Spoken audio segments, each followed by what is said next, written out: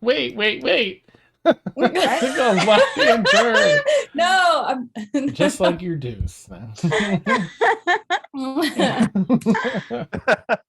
thinking of a different deuce. Yeah. I'm just keeping it real, you know? Nice, yeah. Yeah, it's good. You got the ears and everything. Nice, nice, nice. Oh yeah, we got some cosplay. Wait, Dan? Touch cosplay tonight. Mm-hmm. Yes. What? Check Facebook, please. Okay. Checking Facebook. so good. Yeah.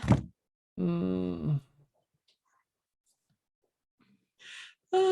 not sure I understand the content. Oh, I see. Okay. Yeah. Instead of what I said, that is what that they get? word. Hang on.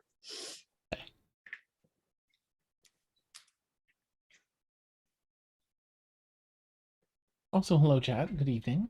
Mm-hmm. All right, I will check back on that.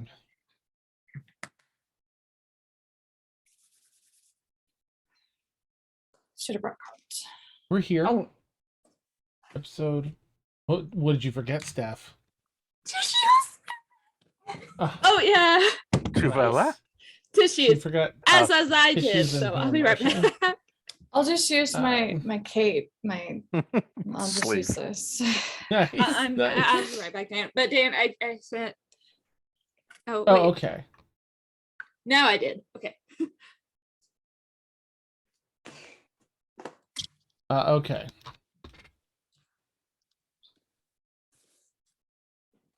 Oh, God. I know Well, her I'm from just- TikTok. Oh, nice. Hi, welcome in. Oh my goodness, Mama Myers will buckle up. This is where I play D&D. Now you know. Oh, that's awesome and welcome. How exciting. This is Cheese. So we've been playing for 4.5 years, and this is likely to be our final episode for this particular campaign. So there'll be some RP. We just finished like a 4-week battle with a big bad at the end of the game. So glad to have you here. Hope you enjoy. Currently I'm just changing up some nameplates here. Where are we?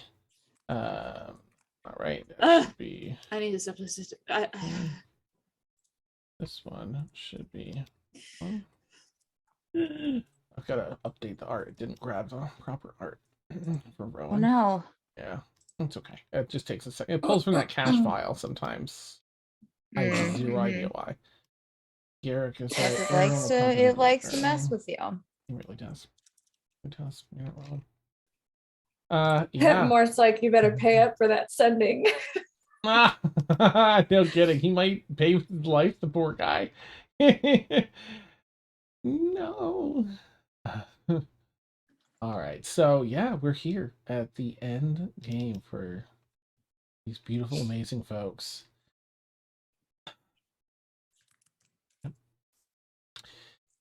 Oh, it's so sad.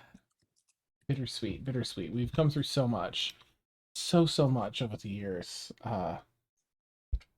gotta make a super cut of like all the moments from picking up the skull to being in Tosa in the Feywild. Oh, I have some already picked out. Oh, nice. Yeah. Oh my gosh. The phone bell, nice, yeah. Even Zen. Okay, with folks coming in, I'm gonna go ahead and get us started here. I am gonna be a sloppy mess most of this RP session.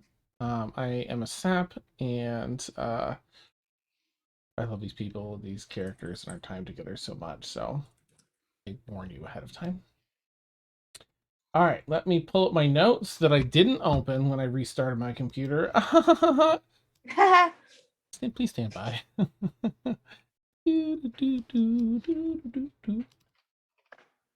Steph, do we have any elevator music? Do do do do do No. do. No. Wrong. What do you want Wrong from genre. me? What am I? Elevator trained? music. What's that? Trained. Yes, yeah. Oh, that's lovely. Always imagine the girl from Ipanema as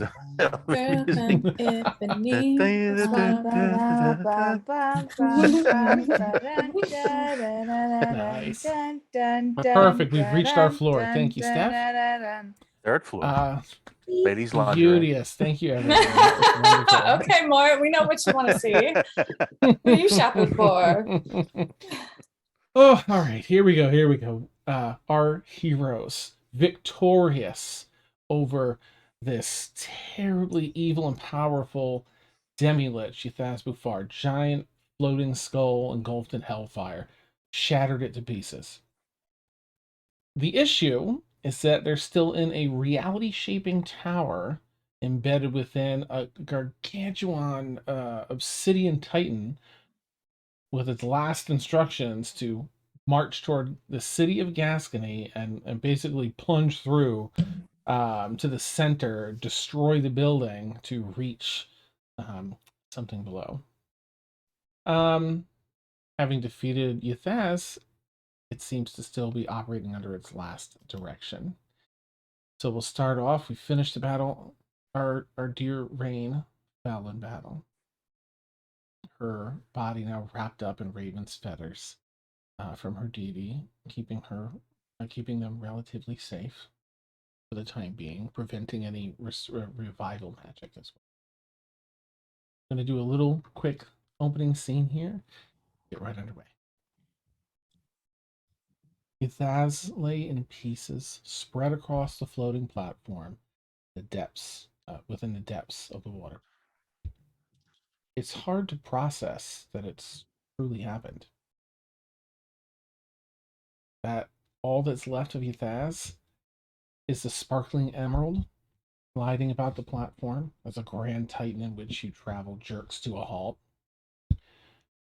Rain's corpse slides as well, veering for the edge of the platform.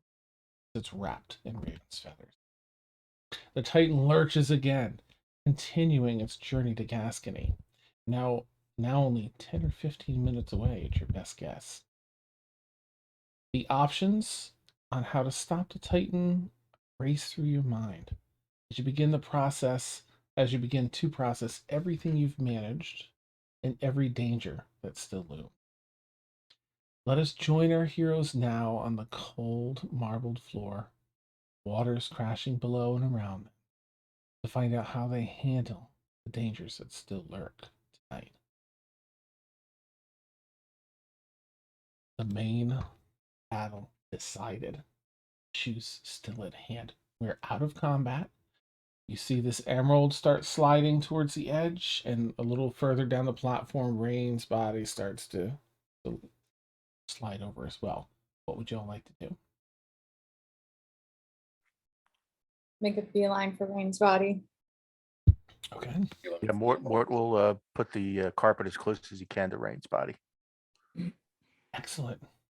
And yeah, actually, at the same time, yell to the others, someone grab the gem before it slides off. Caitlin will get on her broom and go after the Gryffindor and go out and fly after the Nice. the gem. Okay. All right. Let me get our tweet up here and then jump. So, as where's my other screen? Rowan, Devanya, and race and dive for Rain's body before it slides over the edge. Mort on the carpet guides it up and along the edge, ready almost in an angled stance to kind of catch Rain should they slide off the edge. Devanya and Rowan, please make a quick athletics check for me. And Mort, please make my goodness. Navigation check. Yeah, I know, right? It's tricky with a carpet. I'm gonna say so acrobatics, Mort, for you. I got a 1. Okay. Oh no, one for Devanya. First roll of the night. I'm gonna just slide on my side right past the body. Nice. Oh my. That's amazing. Then if she does slide off, like she'll pop her wings. Okay, if thankfully you don't slide off, you are all extremely weary from battling for so long. Rowan, I'm just so tired, y'all. 16. Nice, Mort. Owen was going for the emerald, so Oh, you're going for the emerald. I'm so sorry. Okay, Garrick, are you leaping toward either? Or are you on the carpet? Where did he end up? I honestly don't remember. No, Yeah, I you're on the can't board. remember. Yeah, you're not on the carpet anymore, I don't think. Yeah. No, he'll stay back. Okay, keeping an eye on whatever other crazy stuff might happen here. Make a perception check if you would, please, Garrick. All right, I'm sorry, Moore. What was your acrobatics again? 16. Nice. Okay. Divine, you slide for it, but the shift just kind of makes the body angle just as you're diving. You roll and tumble a couple of times, but catch yourself just before you fall off the platform 40 feet down into the waters below. Just you watch Mort wrap around the corner. Rain tumbles off the edge and down about 5 feet where Mort's ready with a carpet. Collects her on the carpet carefully, and then you just kind of watch as more like it's scary because you're on the platform. You just watch Rain's body go up, and then you see Mort rise up safely toting now Rain's body wrapped in raven's feathers. Rowan and Kaylin, please make you can do either athletics or acrobatics to go after that gemstone.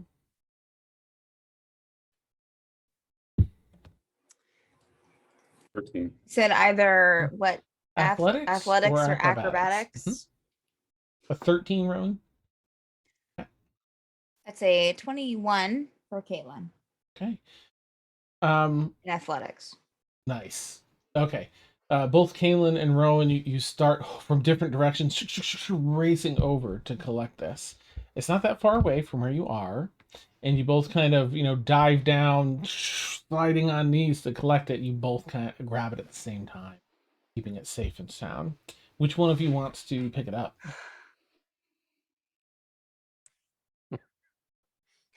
Caitlin would probably go to pick it up.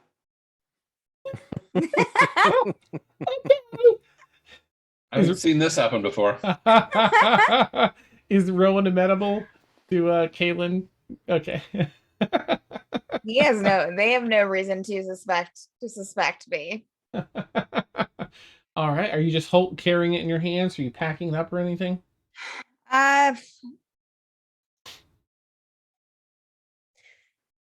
She'll turn to the group. What do we know what this is for? Is this the phylactery? It's probably the last phylactery. Needs to be crushed, Oh. destroyed, obliterated. Maybe Oh. Rooney could eat it. What was that, Rowan? Maybe Rooney could eat it or breathe on it or crush it or something. I don't know. Sure. So, are we wanting to take it to Rooney? Does anyone specifically want to take it to the Runekeeper, or anyone have a way of crushing precious gems? You might with that forge and all. I mean, sure, yeah. I could take it to the forge. That's fine.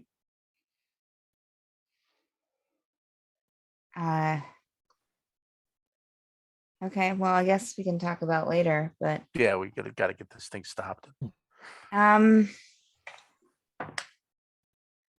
You get a message from Sterling Sam in your heads, kind of confirming your time frame. Great. So, I hope things are going well there. I couldn't help but notice that something's blotting out the sun. Looks like maybe 10 or 15 minutes away. No rush, but maybe just a little bit of a rush. Well, hi. Kaylin's going to kind of, not discreetly, but just not making a scene of it, walk over to Mort and place the emerald into his hand. I think you should probably hold on to this. You're one of the. I trust you, Mort. Thank you. I'll take good care of it till it's gone. Okay. I just don't even like touching it. So I can understand. I can totally understand. So who can reply to Shuffle Trot? Was that to everybody, or can we reply to Shuffle Trot in general, or? That was Sterling Sam, just sort of. Oh, Sterling Sand. I'm mhm. sorry. I think that was she in the link? I can't remember. She's using sending anyway, so you would be able to reply. It's sort of a mass sending, so you all heard it, and each of you could reply if you wanted. are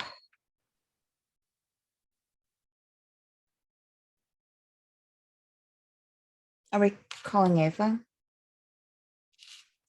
What are we doing? Yeah, we need Afa in here as however we can get them in here. Said something about who has the bag of that bag with Afa? Aaron win? It was you or Aaron. I think you have it because you got the keys from her. Okay, You'd have it. so and Afa, well, is Shuffle Trot not Shuffle Trot? Sterling Sam is. Are they with Afa? Oh, you're not sure.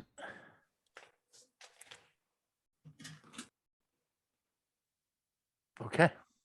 You would think so because I think that Nala's one of the ones that helped move her last time, so likely. Shuffle Trot, can you hear us? Shuffle Trout or Sterling Oh, Sam? sorry. Sterling, yeah, I know, we all. Too many names. Yep. What do you think that we should do? I think we should get Afa here, best one with the knowledge of the tower, and see if they could stop the tower. And I guess Mortal reply to Sam's message. Yathaz is dead. Titan continues on.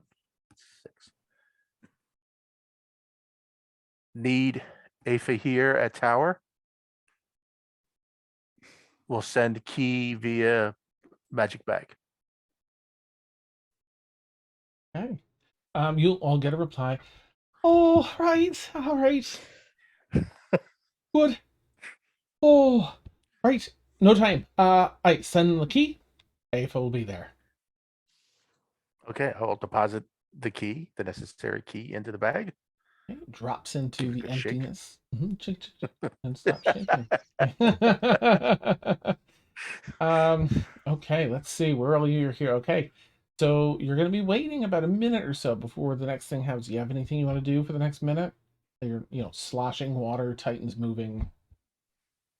Has the platform regained stability, or are we still like tilted, or? It's pretty even. It was just sort of like that quick stopping force that made everyone kind of slide. But it's resumed walking, so it's got a little give to it, but not much. And is that perception check still needed? I'm so sorry. Please, Garrick. Yeah, what you got? That was a 15. Okay. All right, you're keeping very careful eye, Garrick. From all that you can tell, there's no more surprises. Seems like you're alone here currently in this space. Good. Just remembering what happened towards the end of last session. Galen will look over Tareen's body. Is it still encased in the black feathers? Mhm. It is. She'll go over to what is the body and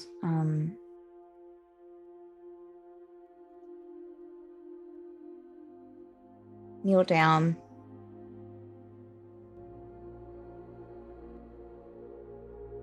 And so encased in the black feathers for either of you, Mariah or Dan, like is it a hard casing? Like is it like something that like, or is it like a almost like a feather blanket wrapped around the body? It's more of a feather blanket. So like Okay. you can stick your like hand through.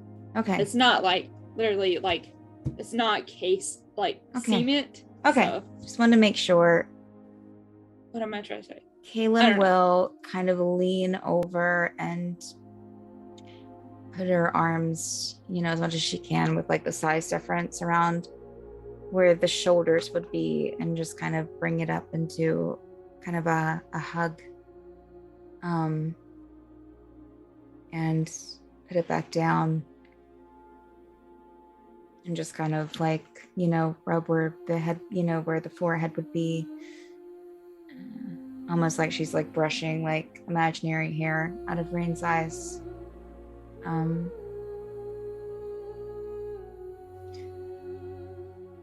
And kind of look to whoever's closest. So, what do we do with this?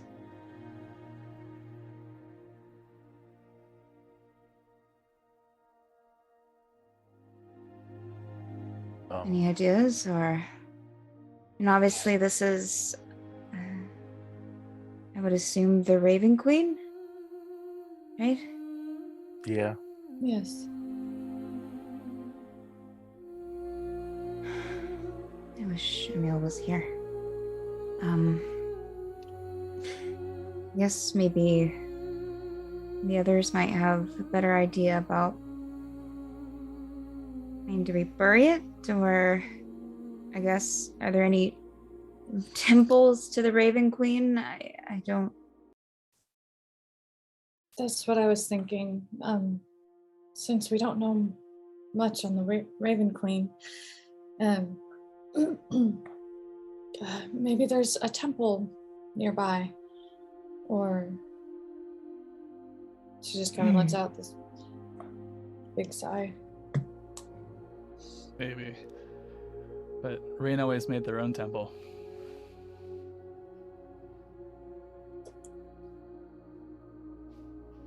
Bring her back. Good to sit and hold vigil over them, I think. Okay.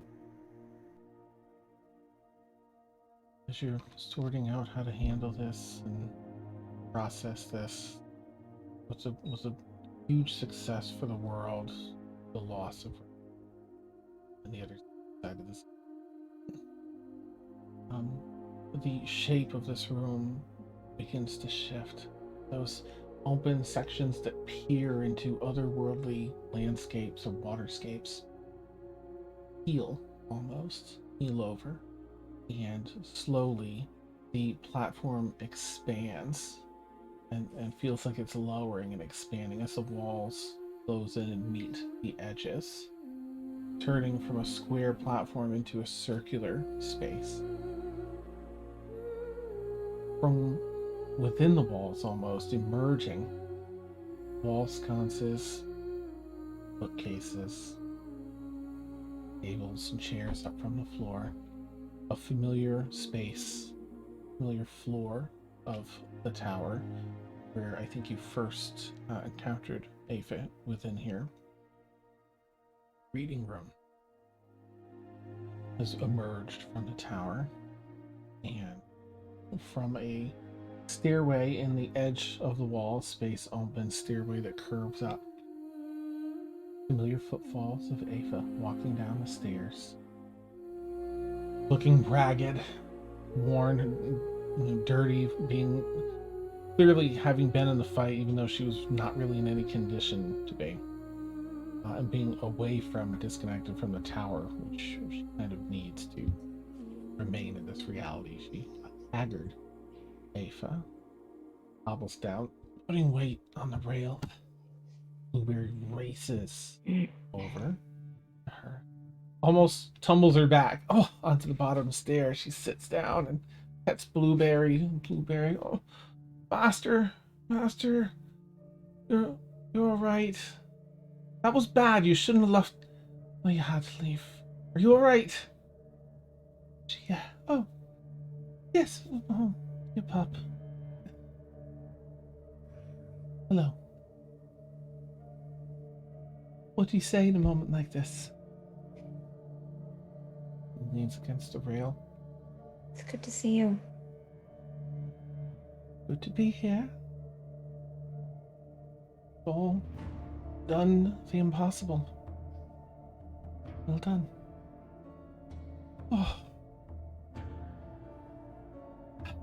Picks herself up and walks over. Right. And you feel the pace of the Titan still moving. I am. Just need a moment to reconnect with the tower. She sits down in one of the really comfy chairs with a lot of pillows. We're all right. We're all right. I'll be able to stop this before we get there. You can rest easy now. Your work is done. Sits back. You hear some bones, like joint snap. Anything we can get you, Aoife? Don't worry about me. I see that you're hurt. Please rest. She waves her hands over the arm roughly. Oh, you see her range of motion is limited. And food appears across one of the longer dining what do you call it? Like a coffee table in the center of a number of chairs and couches set up. That will heal you, please. Rest, rest, rest. Eat, heal. Is there any way to bring back rain? Oh, leans forward. May I take a look? Of course. Would you, can you bring her to me more? Because more, I imagine you're still on the carpet. Yeah, I'll swish it over right to it. Oh, thank you. Oh, he takes a minute. Get my dice. Did Aaron or whoever it was share that like the healing spell, that the resurrect spell didn't work? Or was that obvious? Probably would at this point. It was Ormia. Ormia tried to use Revivify on Rain last week. Oh, okay. Ormia will probably share. Well, I tried to bring her back last week. There's something Last about week? the feathers. Last Last week. That's right. Expert I roleplay. mean nothing. Jeez. Does that mean we all get a Basically, long what, rest? a half hour ago? Long rest. Best long Been a rest week. ever. Been a while. Nice. Yes. Right. But it wasn't working. It's like this was blocking it. Did you send give her a message or anything, Rain, like from beyond, or was it just that it didn't work? Last week, I think I described it like it was like an encase, like a sign from the Raven Queen. Okay. Not a particular message from Rain themselves, but Okay. just like the Raven feathers were just like a sign from Gotcha. the Raven Queen. Okay. Oh, Ava assesses. Yes, her deities There. finalize this? Oh, thank you. Their deities finalize this? This is...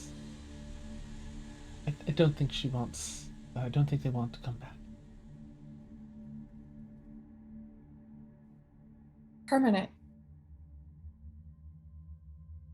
It's somewhat in the norm for the Raven Queen. Believes once you pass, you should pass and not return. She sometimes brings back heroes are champions on her behalf. Which it's my understanding that's what Rain was. But now that they've passed, it's likely simply that. So sorry. No, so there's no way to beseech the Raven Queen? If you were to head to perhaps a temple of the Raven Queen, you could make a plea. That deities are very finicky with that sort of thing, but that's where I'd go if you're looking to make a plea. Okay. Thing that's I don't know too much about religion, but is it something that the person chose, or is it to like not, or is this purely their deity not giving them back? From what I understand, the first time they perish is it. But if they're asked to return as a champion, they would agree then that should they pass again, be it before they returned. If they were returned, as I believe they were, they would have made that decision. So because of all that's happened,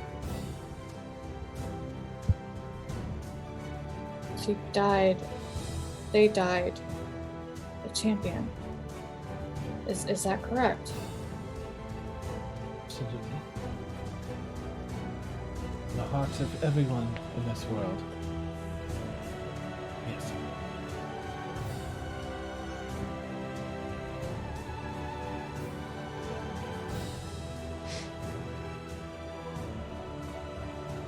Ivana's just gonna take a seat on the carpet and just not say anything. Because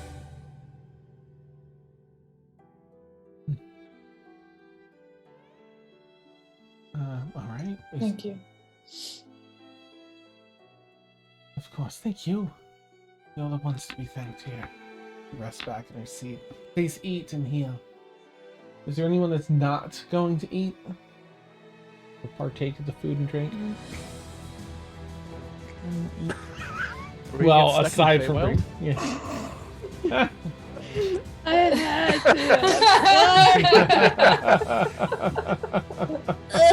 to.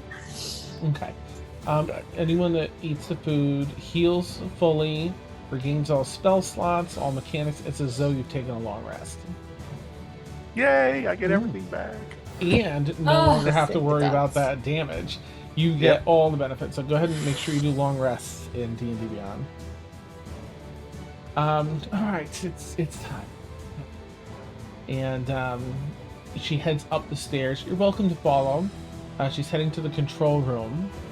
For anyone that wants to stay here and rest, you may.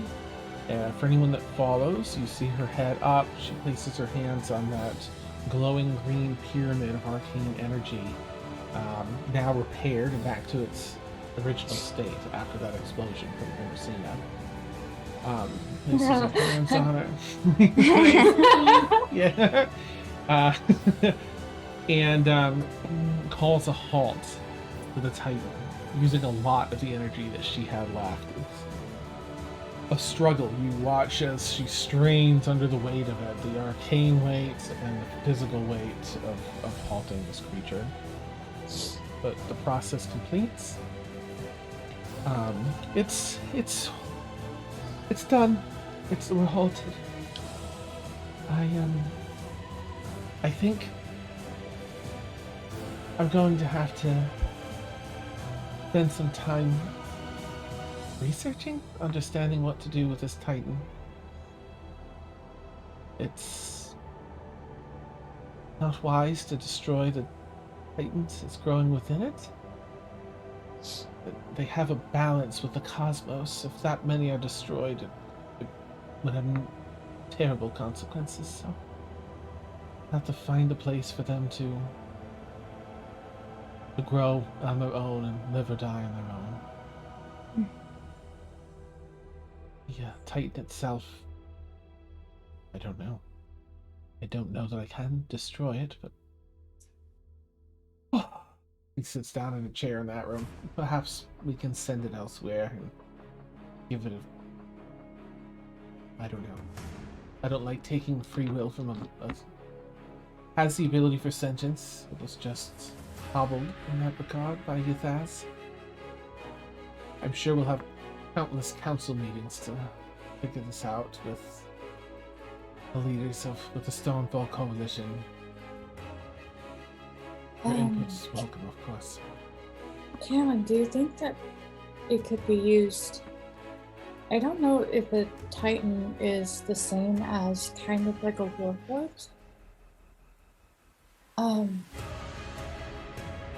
Can it be used to maybe help rebuild the cities or Perhaps good things instead of destruction? I think we'll have to get to know the Titan. See if it's aligned in that matter. If you need any help with that, I'll help how I can. Right. Wonderful. Kaylin will offer Ava some water from her alchemy jug. Oh, nice. Oh, damn. That's fucking the alchemy check. Nice. Good callback. Thank you. Slightly tinged with mayonnaise flavor. Oh, Yeah. Garrett. No, Kaylin washes Mayonnaise-y. her alchemy cup jugs before. Yes. In the top rack. Yeah. Okay, sorry. And so a little bit of time, passes here before. Yeah, please. What you got? As time was passing, I was said Mort would probably sit down, consult a couple of his notes, and basically just see if he could do a little quick research on how does one destroy a phylactery. Ooh, okay. Make a history check with advantage. Okay. Because you've done the DC's moderately low because you've done a fair bit of research on phylacteries, Ythaz, and other things lich related already. 25. Yeah. It's old hat. You're like, just want to double check, consult my notes. Effectively, in the same way that you would destroy a magical item, so lava, which you believe Ava could easily warp some lava here, or create some lava. It's reality shaping magic of the tower. Is probably your best bet, like the surefire way. All right, I will ask Ava if they could produce maybe a cauldron of lava to get rid of this phylactery. Of course, yes. She calls forth from the floor like a square obsidian, hollowed out well almost. It's maybe about 10 feet down to make sure no one ignites. Is the top of the lava. That's plenty deep. That will do the trick. It's like red. Mort will take the gem out and I'll turn to Kaelin and say, normally I would let you have the honors, but I know you don't even want to touch this, do you? Go ahead. I'm good with watching. All right. Well then, good riddance. And I'll toss the gem into the lava. Hey, thanks. It ignites and starts melting down into the lava.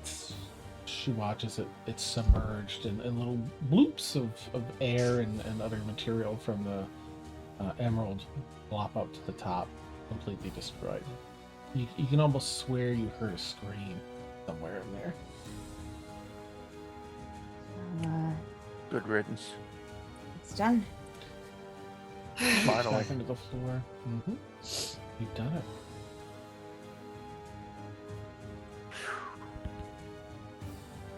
it. Kaylin will turn and give more kind of an unexpected hug, probably. Mort will like at first like, wow, this is different. Okay, and give her a nice warm. I would almost say fatherly hug. It's done. Now we rebuild.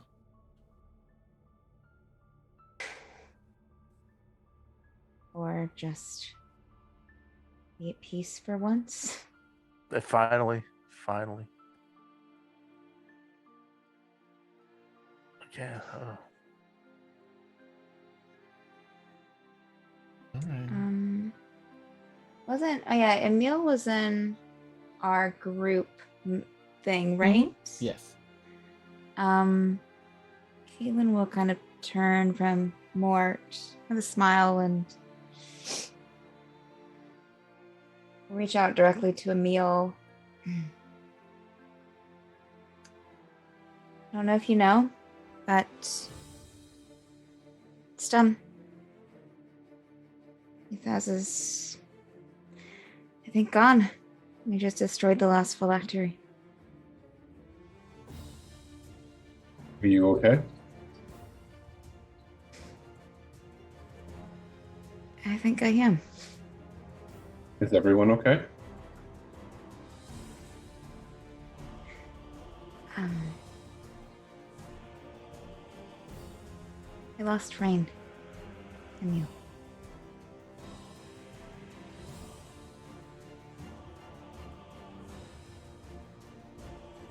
I'll bring you one again. Seems they went back to the Raven Queen.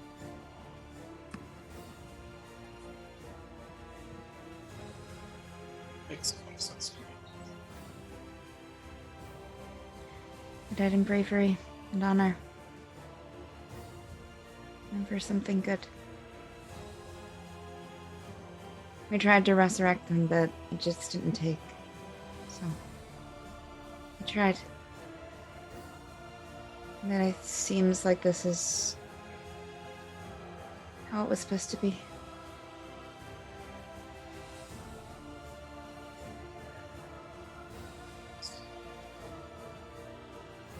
What did you say, Warren? Your mic cut out. Says that's very wise. Glad you're okay. Glad you're okay.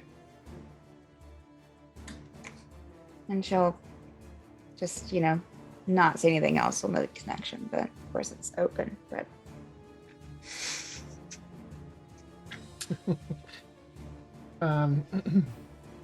Okay. I feel like Aaron would pop in. Oh, definitely yours. When you lean in, it's like the lava portal's still open.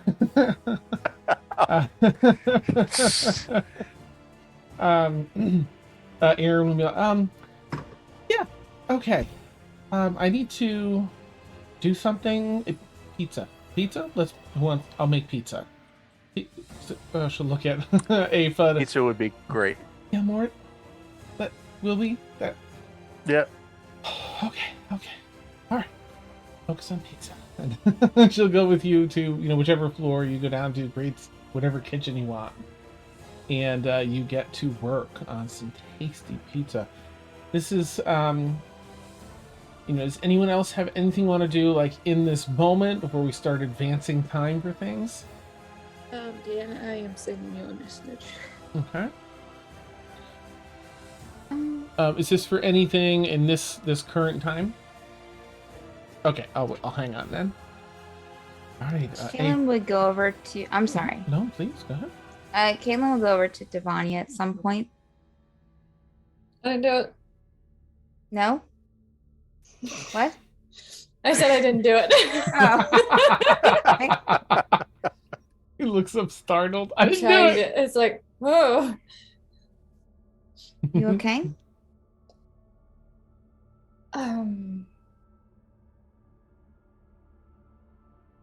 No, but I can't accept that they are gone. Not for now.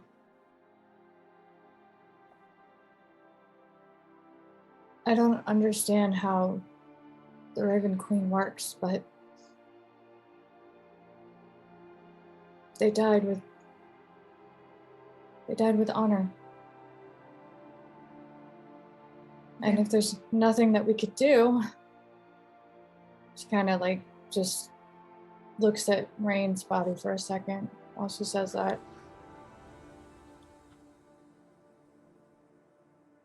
Then who am I to go against the gods?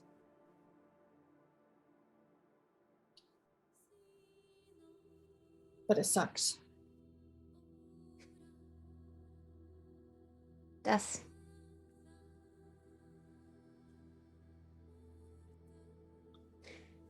You did good during the fight too, Devanya.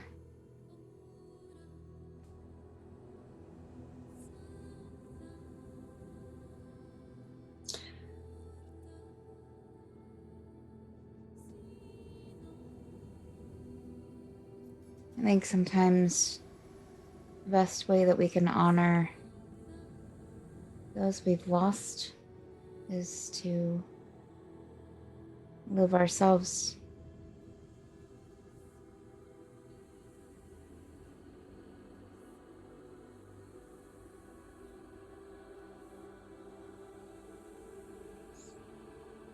And to honor them. And Rain was certainly worth honoring.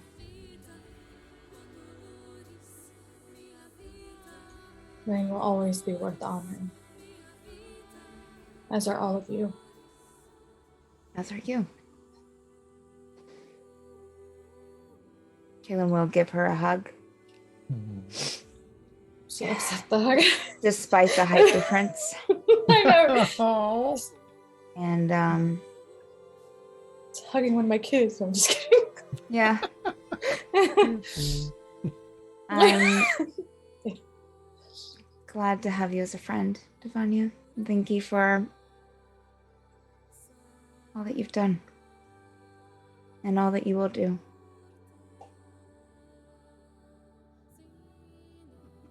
Thank you. Thank you for teaching me how to be strong.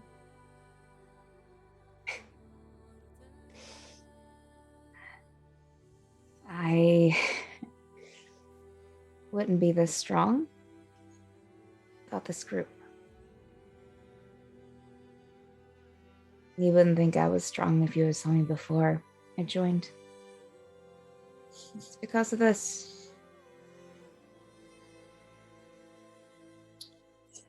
She kind of bends down a little bit closer to Kaylin's ear, and our friends help make us strong. Yeah. It's okay.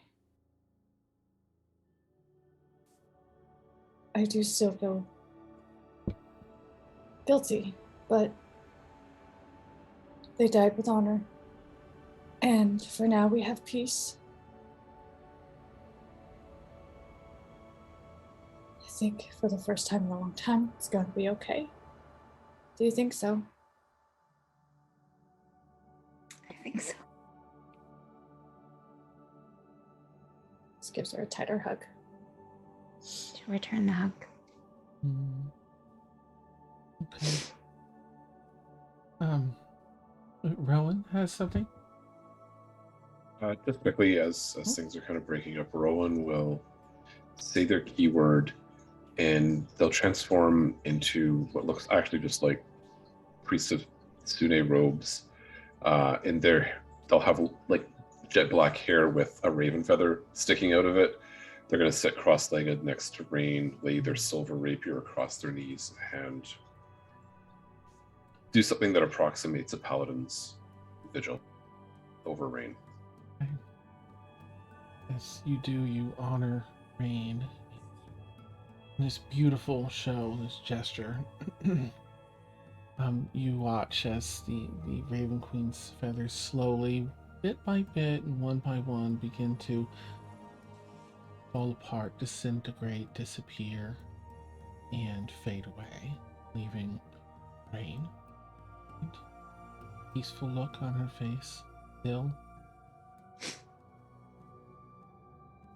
Perhaps even a look of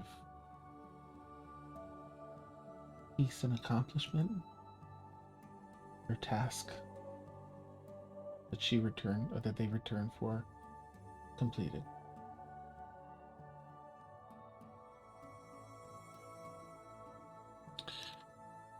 Does anyone else have anything in this moment before time begins to advance? Can I keep a feather? As you pick one up, it remains.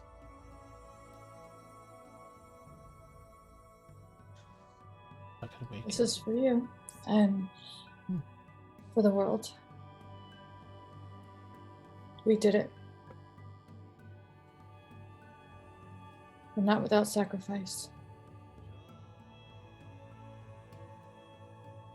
And she'll take the feather in her right hand and kind of just kiss it gently and then put it in her pocket.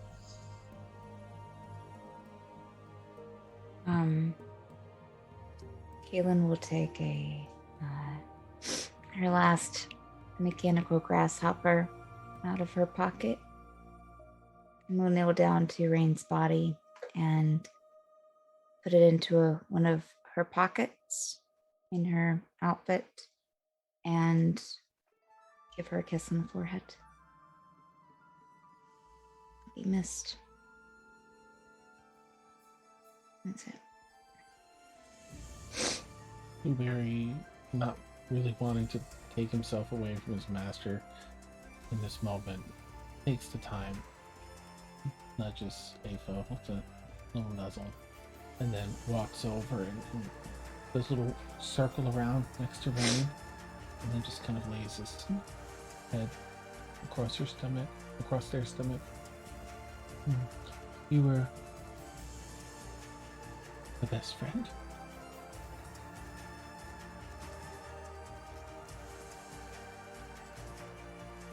Garrick's just kind of existing in the moment, taking in the friendship of his new companions, and taking the time to just tune up Geraldo a little bit, get him off from battle. Okay. There's a good bit of time to pass here, as you're able to do that with Geraldo and everyone. Need to serve Erin when comes back, excitedly. This is sort of how she handles these situations. The kind of just, okay, we focus on the pizza, on the good here, and gets everyone's toppings and orders and sets things out.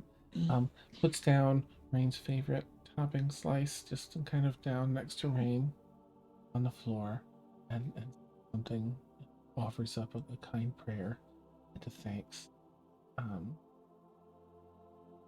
We'll probably say something about the times that they that Rain maybe got them a little bit in trouble, and how sometimes it felt a little bit, like, oh, we had to watch after you, but here you were watching after us in these final moments in the world. To go from cruising through the university halls willy-nilly to saving the world is something that she's very thankful that she can call you her friend and share with the world. Offers out a slice of pizza and then does her best to try some tears and get back to toppings and desserts and yeah. All right. Well,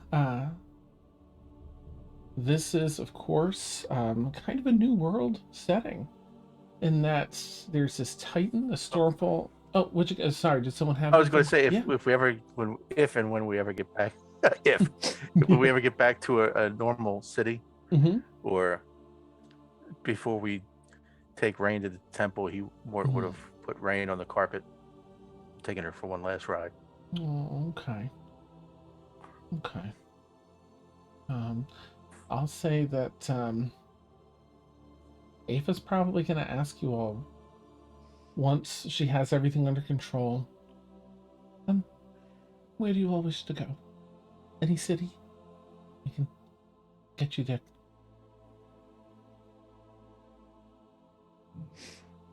Zenbora?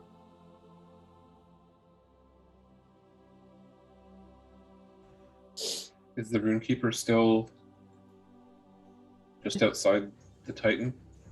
Yes. I'd like to go see if I can help Rooney, I think. Oh, of course. I can see you, just a moment, I'll reach out. Alright, yes. The hordes are falling away, with no one to control them, collapsing. I can take you to the center of the city, with the Runekeeper. Thank you. Of course. Are you ready? What? You couldn't hear. Your mic didn't pick up. Yes, I'm ready. There you go. Puts her hand on your shoulder. Boom, you just disapparate and then reapparate next to the Runekeeper. In his own way, excited that you're there. Not that he shows, excitement to most, to the untrained eye. You also see you're standing outside of the portal to that demi-plane, and it is just incredible with the architecture and magic and everything. Runekeeper has immediately some great tasks, to clean up, to assess the city, to take charge of a number of troops to make sure that the area is clear. Looks like they've all fallen lifeless without Euthaz to control them. So, okay. Does anyone else have? Oh, right. She turns to rescue the rest of you. The Bets, Zambora. Zambora, please. There you go. What else for Zambora? Mortal. Yeah. All right. Please step forward, Divanya and Mortimer. Wait. She turns to everybody. I'll be in Miranda for a little bit, but I have to do something first. But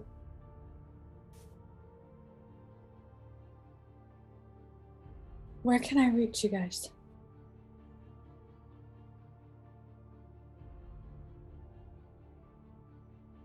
And we'll kind of look at Fen. Go to Roof City.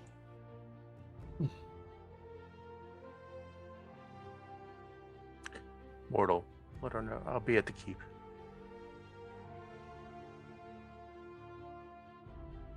I've got a little shop in Zambora, but otherwise you can probably find me around in Sigil. Okay.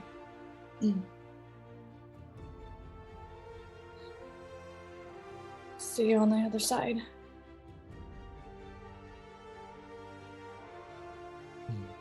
Check you soon. Eiko puts hands on your shoulders and you disapparate more with the carpet and rain. I'm sorry. Did you wanted rain on the carpet to go or no? Or are you just gonna go by yourself?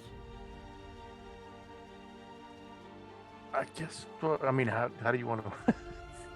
I guess we would just find a temple to the Raven Queen, and I mean, That's what, yeah. Okay. So we'll just play it like that. We'll before we do this whole thing with Dayfield, or at least head to our final destination. Okay, yeah. There's one in Zambora, so you both can disapparate, reapparate in Zambora. Probably right near, or if not right outside of, temple to the Raven Queen, as Ava would recognize that you want to do something with Rain's body. Everyone? Carrot? But I gotta check her notes.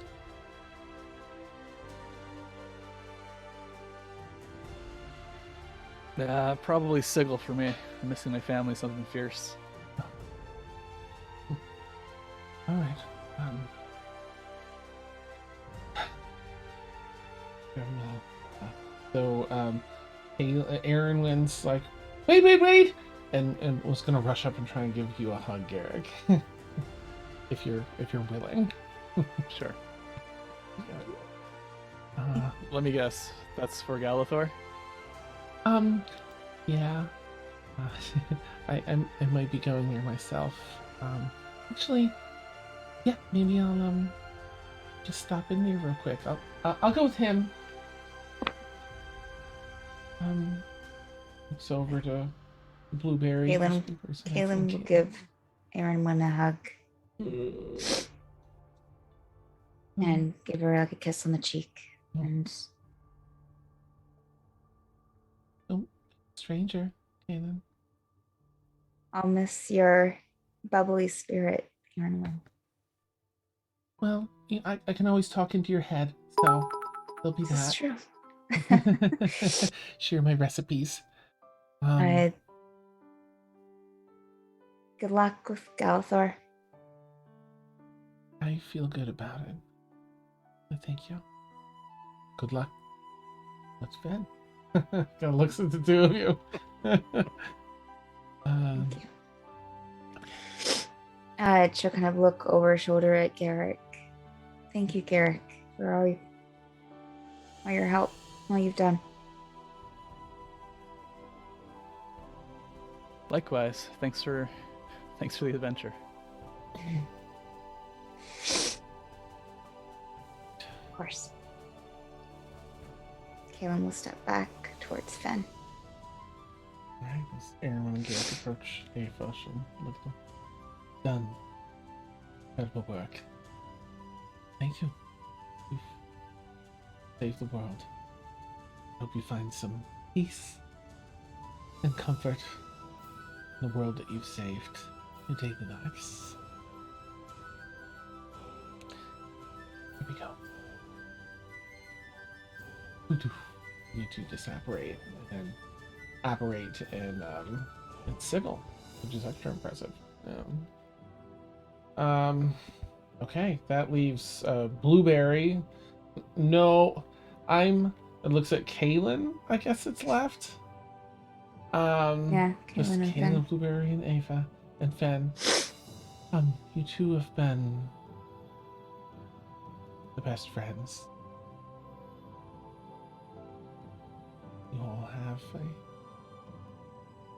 I want to stay here with my family back at Ava. I think I've done enough. I think we all have. We deserve our happiness now, our peace. And we'll give Blueberry a hug. Here's some snacks for the road, and he'll dump out some of the sausages and stuff out of his pack. Thank you. Thanks, Blueberry. I'm the best talk. You've been a joy. And you can stop by the estate anytime to help me redecorate. And do perimeter checks. Yes. Keep it safe. And they Give go her a little squitch behind the ear.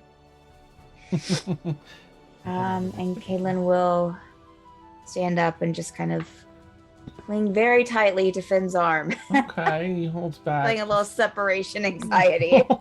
Nice. He kind of leans his head over and down. But, the two of you, I suppose, comfortable then. Yes, please. Um, Ava, thank you for everything. We couldn't have done it without you, most likely. The very same sentiment for you.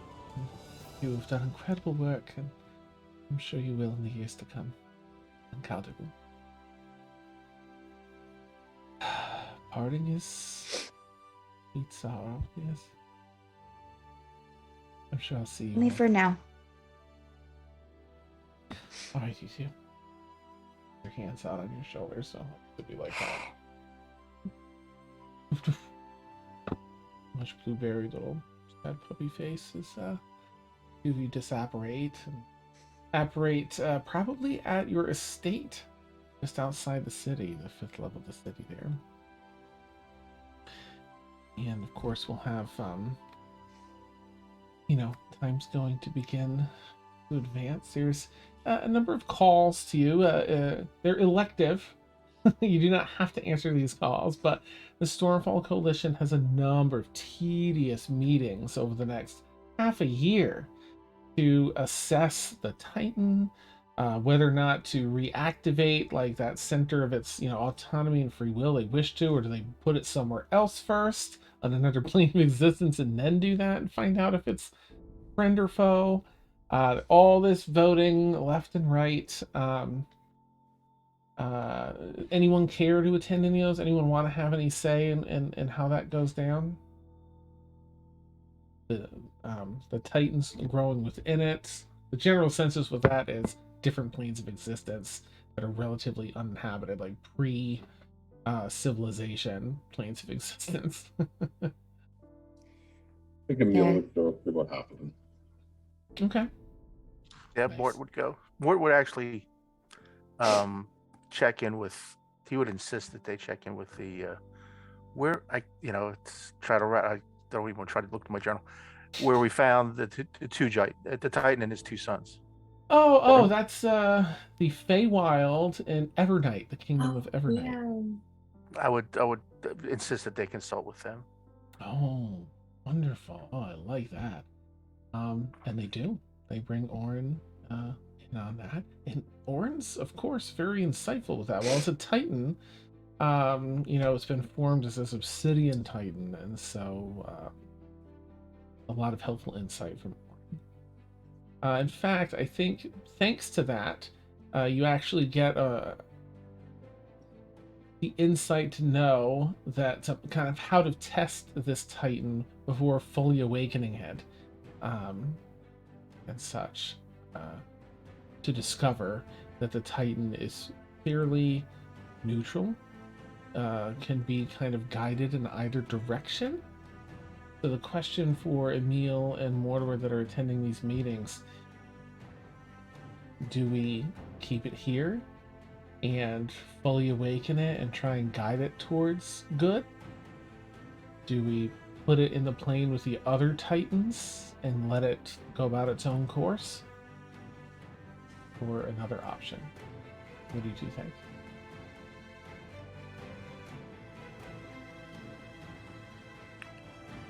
I think there might be a danger in trying to project our own identity and our own existence onto something so alien. I think letting the Titan follow its own nature and be among its own kind seems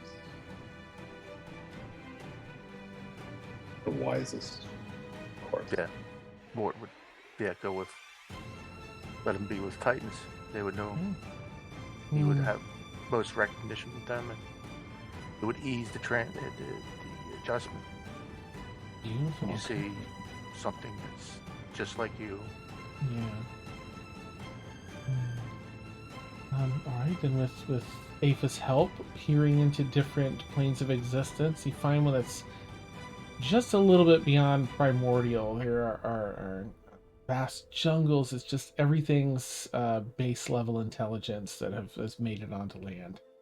The Titans are released there kind of systematically in habitats that best fit them, given plenty of space, unless they know like the Titans exist, some of them in this world, in this plane, so they know like, okay, it's best to match these up with others of its kind versus keep them like they're betas, like beta fish, keep them separate, like and they get them all out there. And lastly, the Titan that is brought to the other realm and awoken, and to which the Titan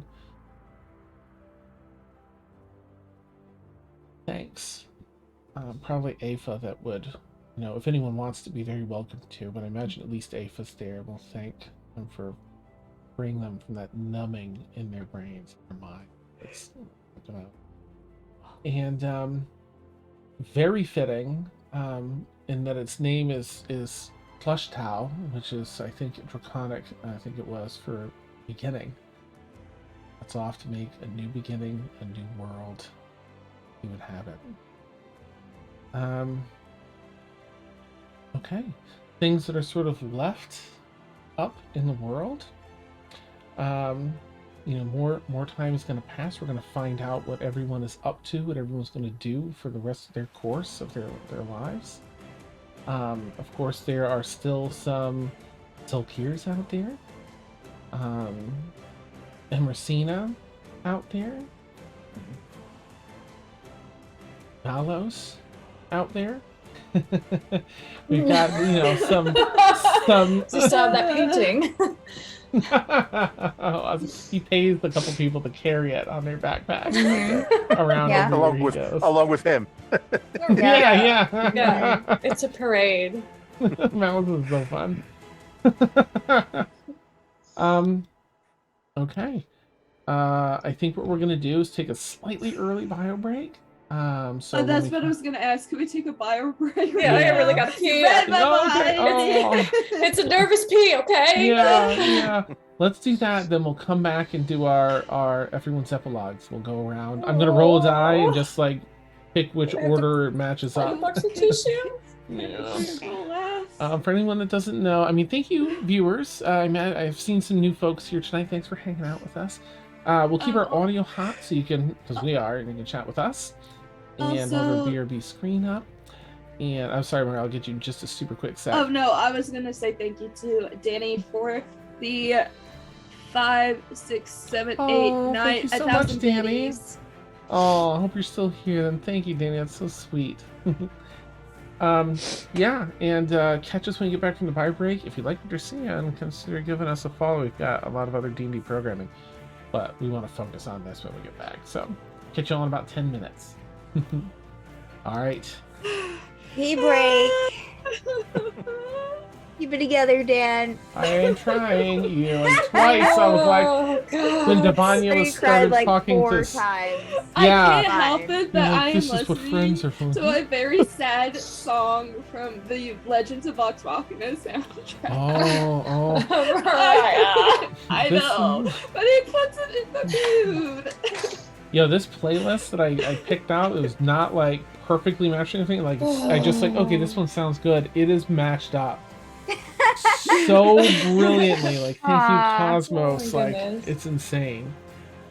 Yeah, when Devani was like, you make me strong, or you're, something like that. It's like, okay, that's when I started like, that's when I lost it the first time. Yeah. I'm gonna go empty my bladder before I Yeah, put myself me too. out. Me Yeah. too. Okay.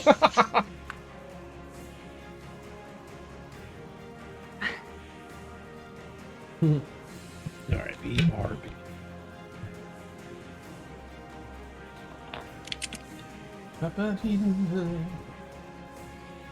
Oh, chat.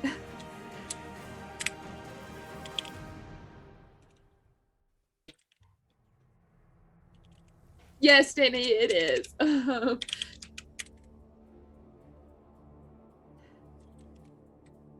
Yes, this is it. Okay, I gotta stop. Let's just. I need a good.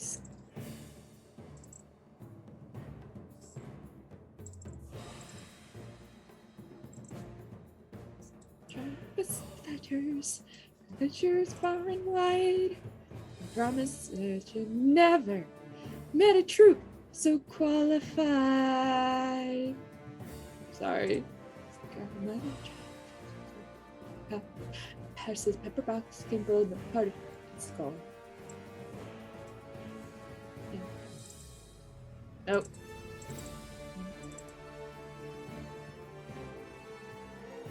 Where is okay? There is. I don't really know how to begin.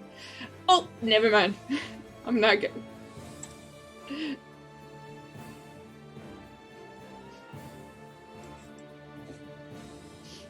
See ya. Look in your eyes. Heard the lights on the side of surprise. It's in through me like drawers. Not in the let your fingers explore around my mother. Yes, I love, mama. I love, yeah! I don't want you thinking about me. Listen to the beat.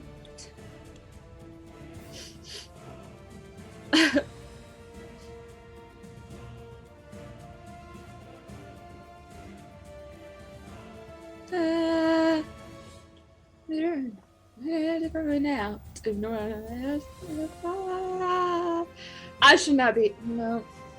Nope. Nope. Nope. Hi, Warren. Hello. Sorry, good night, Iman. Okay, I feel better.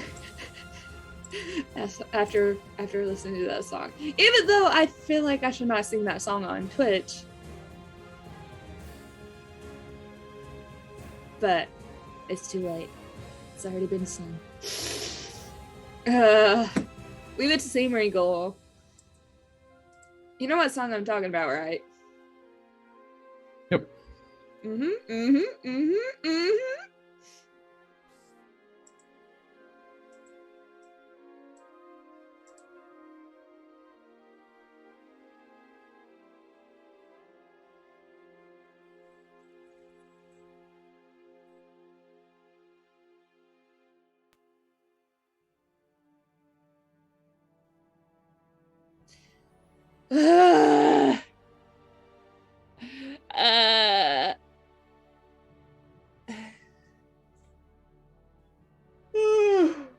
Okay.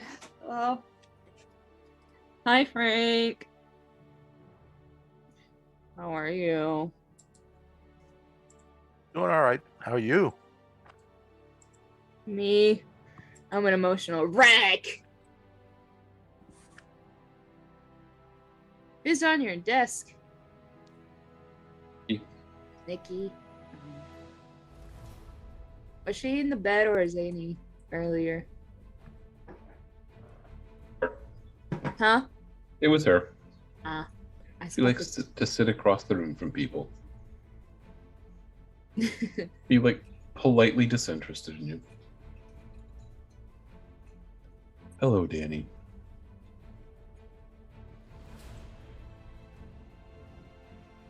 Frank. Yes.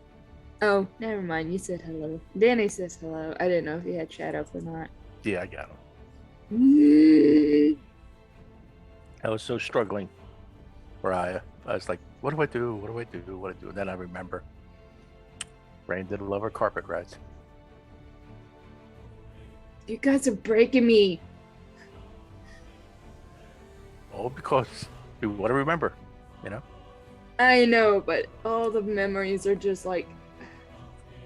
I'm writing a very somber tweet right now.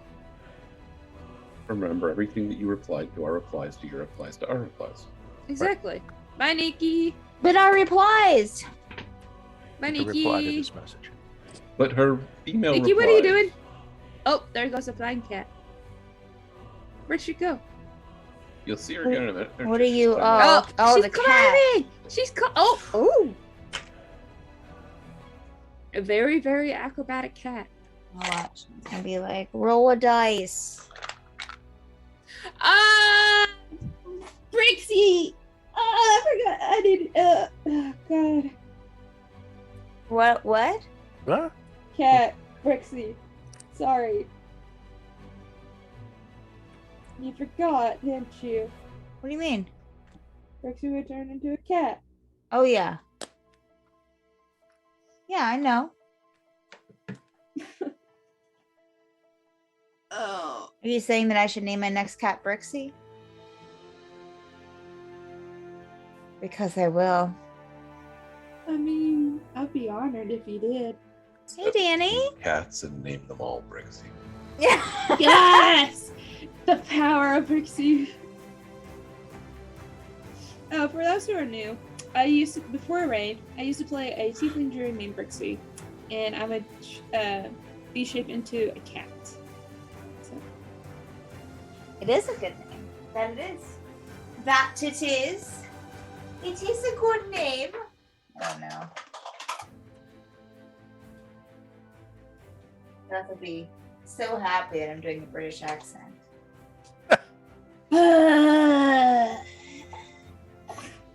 Look, I'm just making up for her, you know? Maybe. I don't know. Are you though? Yes, I am. Questioning me.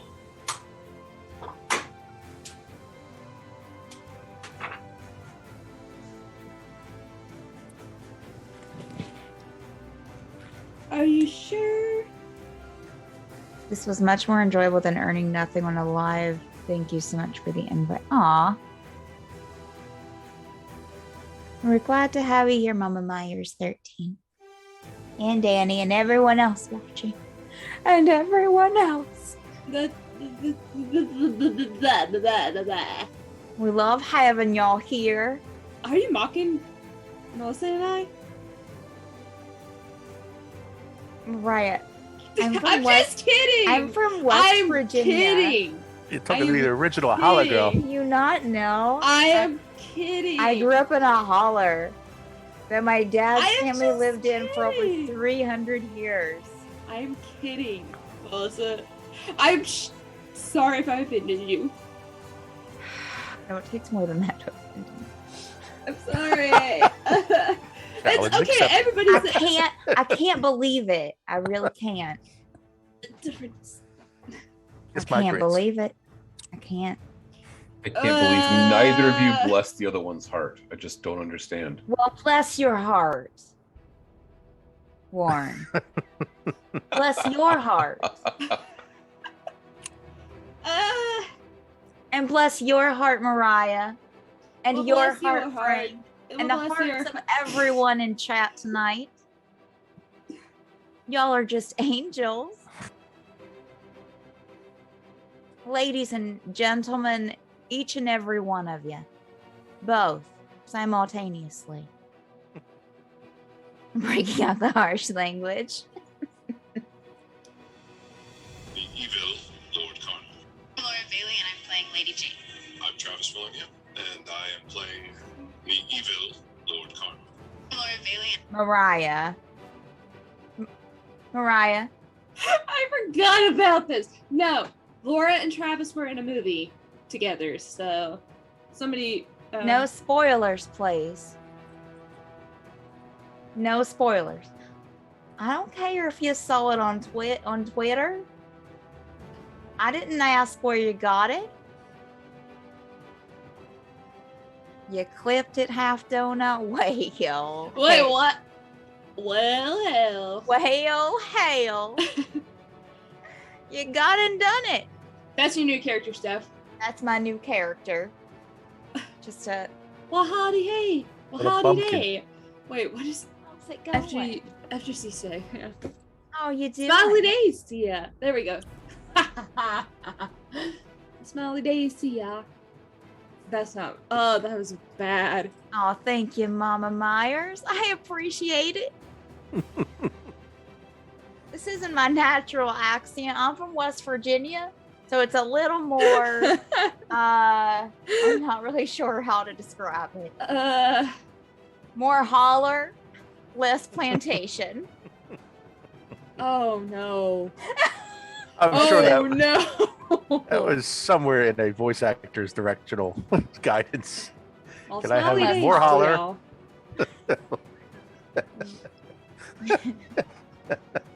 Layer on thing. Mm-hmm. Yeah, layered on thick. Zenblade, stay tuned to announcements. We gonna share some more things eventually. Nothing in the works. I mean, nothing that we can say currently, Zenblade, but look forward in the future. When I was moving down south, I knew I had hit the south and South. asking for directions. The lady at the gas station went, Well, Well, no, now- what am I gonna do with you, with y'allins? y'all. Yes, NDA. Please stand by. NDA, that's right, Zenblade. What emotions? What are these emotions? Emotions are on high tonight. I'm taking us off of our BRB screen. be announcing more soon. Now you listen here. Now you Yes, listen I'm- here. Now Oh, listen. Y'all. Listen. No, you listen. Y'all all listen. Y'all all listen up. Oh my goodness. Ed, you missed it. You missed it, Ed. Oh, you still had your ear. I do declare. I do declare. Why, thank you, Daniel Daniel Lyons. Lyons. Hello, how you doing? Oh, What? Bless I your got us- soul, Daniel Lyons. I got us down in a Glad to have you here. A new exclusive on Mad Bird streams. Steph will do your voicemail messages in a southern accent. That'll have to be one of my art Oh, nice. shows. I do it all in a southern accent. Ooh. Oh, Steph, I love you. I do Oh believe it's damn, where time did for us to get Ormia back. go to? She died on the spot. It was weird. Just kidding. Because you forgot to mention Ormia. Yeah, she hung Not back. American help. Next campaign, the Peaches and Ravenloft name on my Oh. yeah. I'm Next not American campaign- help. Yeah. Sam. Next is Zenblade Sand. We're Next holding him campaign, the hostage. Peaches of Ravenloft Manor. Nice. Can we do a one shot? Ooh. Probably. I'd love to have some sprinkle in some post Stormfall one shots for sure. Ormia went to Zambora with Morton Devanya, but then headed off towards home. Bye, bitch. Oh, I'm just okay. kidding. I'm sorry, I haven't. Nice. Sorry that a little bit of the Everseen Wow. came out. Well, never mind. Like I've been trying so hard not to look at you guys. I lost it. I had to look up, and then I was like, okay, waterworks. I'm Girls trying are so crying. hard not to look at you guys because Happening. the waterworks. Ah, no. This is gonna get tough with Epilogue. I'll tell you what. I've read Yeah. through some Oh, epilogues. Like I Daniel. started with Frank's, and I was just like, I can't. It's half a Yeah. sentence in, and I'm like, Yeah. I can't do this. I can't. It has to be y'all. You're gonna hate me, but Y'all. can you read Y'all. mine? Because I when I wrote it as if you were narrating it. Okay. All right. I'll do my best. Okay. All right, do- time to put the I'll do my sound music best. back on. You've narrated for our lives for I 4.5 got tissue. years. I got tissue. It'd be I got fitting that you tissues too. you'd be narrating our last. Okay. Yes, tissues. It doesn't I help happen to that I've have been some. listening- Oh, look at that. Weird. They're and Oh, just also- by the desk. yeah. A couple of Well, and- bottles near. Yeah. Yeah. For me, yeah. it doesn't help that I've been listening to Home, the last song on the Legends of Vox Machina soundtrack. Oh. For those who have seen the Legends of Vox Machina, No. you know where it is. But Yep. I mean, it fits the mood. Thanks here. Good. Okay. We'll do this. I can click this up and oh my god. Okay. All right. So the way I'm going to work epilogues, we're transitioning into our epilogues. We're going to find out what everyone does post campaign. You've saved the fucking world from this baddie that was creeping in episode 179 episodes ago. Yeah. You've done so much in this world. You've lost loved ones. You've been. Oh my! There's just I can't even go into it. There's just been so much. Everything with Malos and Ormia, Brixie that was lost. The city divided and bringing the city together. Oh my gosh! You name it. You've been there. You've done it. Been to the Feywild twice, not once but twice. Become Everknights for the whole kingdom there. Oh my gosh. City of Brass. Yeah, with Brixie and her demon dad. Hmm. Holy shit, there's just been so much. And here we are. You've navigated all the way through to here. Okay, so what I'm going to do is I'm going to roll a d8. I'm going to exclude Aaron. If it lands on Sam, I'm just going to roll again. Since there's eight of y'all. and then I'll just count along the boxes as I have them in the layout to see who goes. Because I don't know of a good way to like line everyone up otherwise. Okay, Steph, it's a 1. Steph, you're up first. How sweet. Oh, man. So, Steph, you'll have, of course, Kaylin and Oren. A little I have bit a too. paragraph Choose for Oren. which order you'd like to do those in. But let us know as time unfolds here. What are they up to? All right. So, ready for some consistency and with a desire to keep her word, Kaylin returned to her estate in Calderul and the council, hand in hand, of course, with Finholt. She would never forget the horrors of her time with Yathas and what he had made her do, but with each day that they spent not fearing the future and supporting each other, the memory grew less and less harmful, hopefully for them both. Of course, there were moments when walking through the front doors of the estate or amidst the shops on the 3rd level of the city, where the memory of having Yathas inside her head felt more like a threat than a ghost. It sometimes felt like he would never be gone, as he had taken so much space in her life for so long. But Finn was, as he ever would be, her anchor. Finn continued to serve on the council, even after Kaylin took up her rightful seat, and would, for years, insist that she become the next council leader, the same position his own ancestors occupied decades, if not centuries, before. He was her champion, and she tried to be his. Kaylin used her influence and position wherever and whenever she could, in an effort to help her city, her friends, and to right whatever wrongs that were conducted during her time in the coalition. With Finn's help, she supported Blackrock Landing and worked to help rebuild the area they had together destroyed under Yathas's influence. She worked with the council to eradicate the strange debt slavery program for those who were just trying to get out of the ocean-locked Dwarven city. She helped rebuild the fallen levels of Calderul and helped design memorials to all those who had lost their lives. And as Kaylin perceived it, the shining jewel of her efforts, the Warforged Initiative. She, along with Finn and with the help of the Forge, spent the remaining years seeking out any Warforged they could find and offering them assistance in whatever they needed. If they wanted, Kaylin worked with Finn to perfect her ability to craft new mechanical bodies for them, using the power of her family's forge. She offered some residency and, in some cases, identities in the city for them. The Warforged Initiative was what she took the most pride in, and something she considered as her love letter to one of the most strange but beautiful things that had ever happened in her life: relationship and love with Finholt. For her friends, Kaylin consistently kept in touch with them, writing, welcoming, and in some cases forgiving whenever she could. She continued to love and cherish them, even if their occasional visits sometimes darkened her dreams and made her memories sting. But all in all, she tried to help them however possible. Eventually, Finn insisted that they have a small ceremony at the Forge to honor their commitment and love for each other.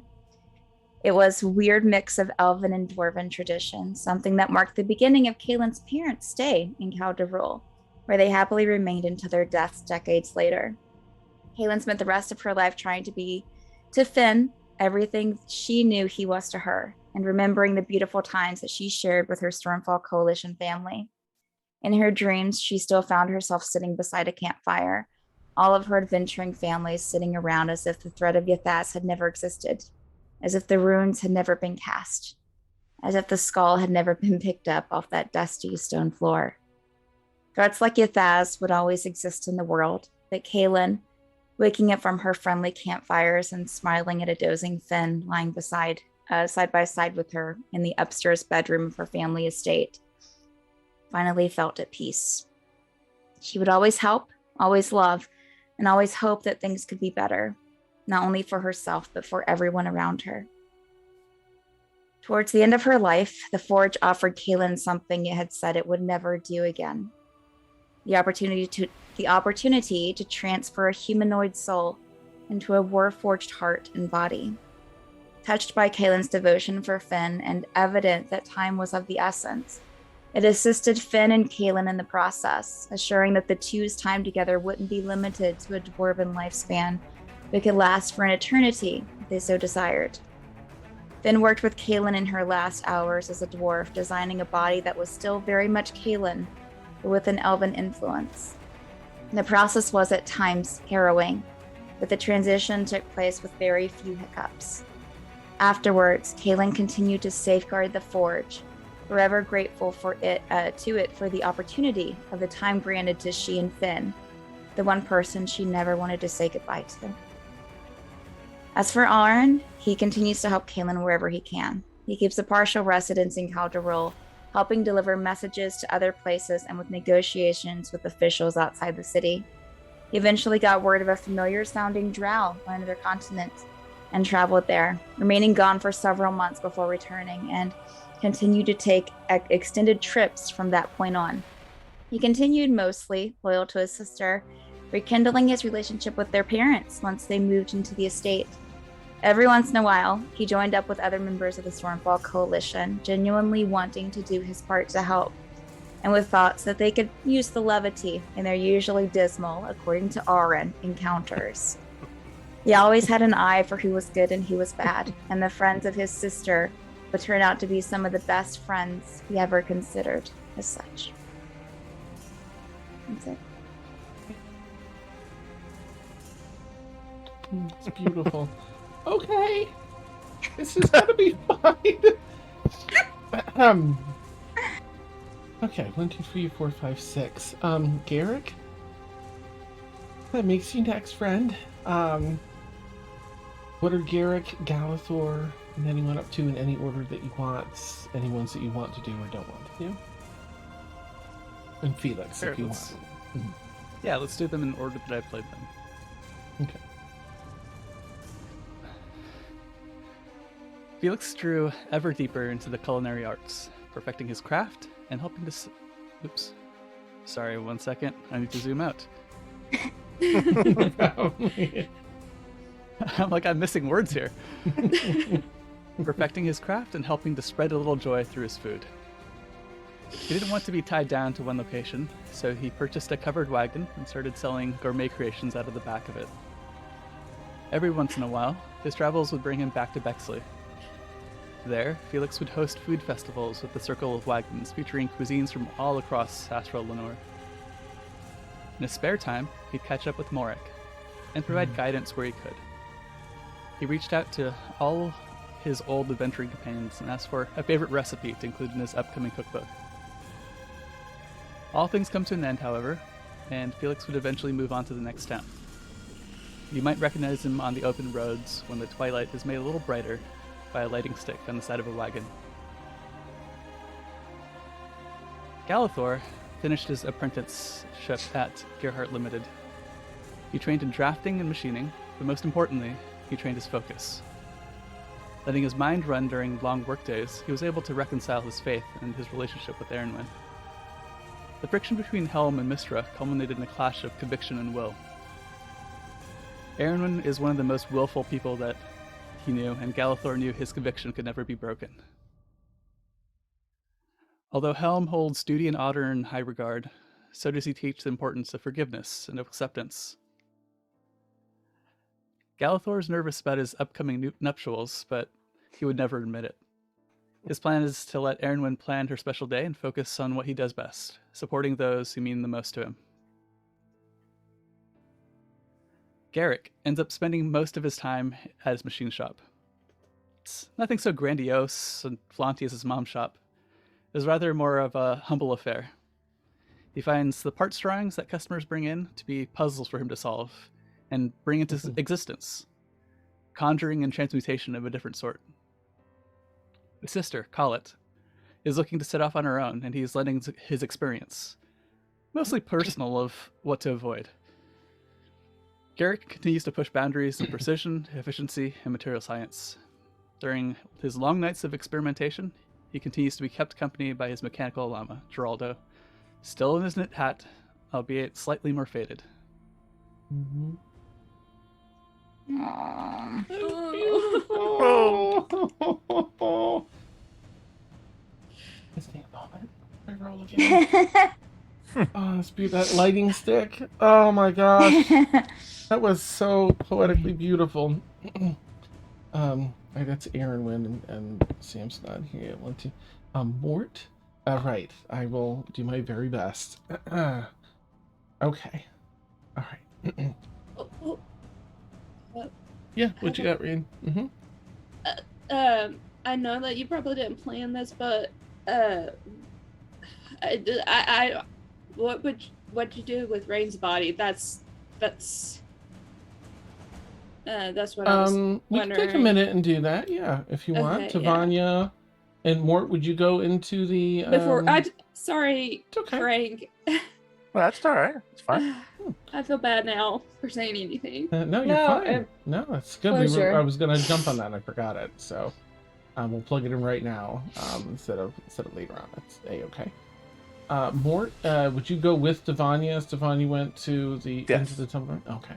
Yeah, Mort would be honored to escort Tavanya as we take Rain. Yeah, that'll definitely be the very first stop that she would make. Okay. You head up with the carpet, Rain on the carpet, knock on the front doors as they're closed at this late evening as you return. They swing open the doors to the mid-sized church to the Raven Queen, darkness inside, dim light with some candles strewn about the walls. And a pastor welcomes you in and offers you a place to pray. They'll see Rain's body's taken care of, but if you all want to offer up a prayer or anything beforehand, they guide you to the spot where you can kneel and pray over Rain's body. I didn't know if you wanted to, Frank. I'm sort of like Mort would, not being hyper religious, but he would just basically think to himself and to pray to the Raven Queen and say, I wish you could have let her be with us a lot longer, but she was your champion. She was a champion.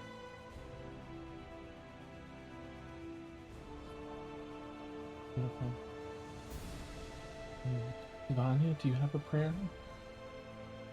I have a lot of emotions. So after talking to the priest and trying to understand a little bit more about the Raven Queen, because she knows nothing, I'm kind of commenting a little bit on how, it's super dark in here, like she's used to different kinds of temples and stuff, but she's gonna go over and kneel and just she'll take out the feather that she got and hold it in her hand. Stop it, you guys! No, it's Ed's fault. It's Ed's fault. It's Ed's fault. Ed.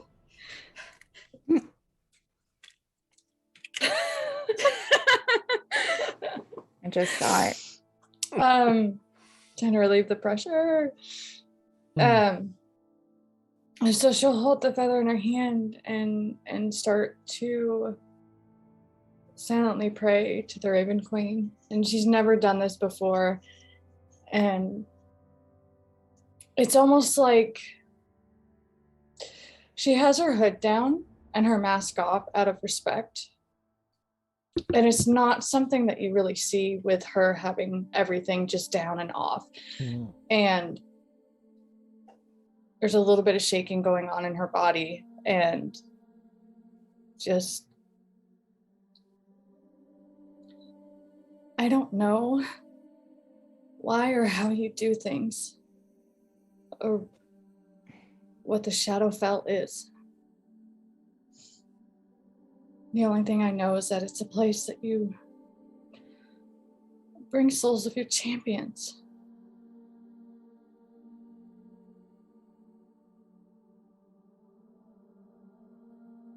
This might be selfish of me.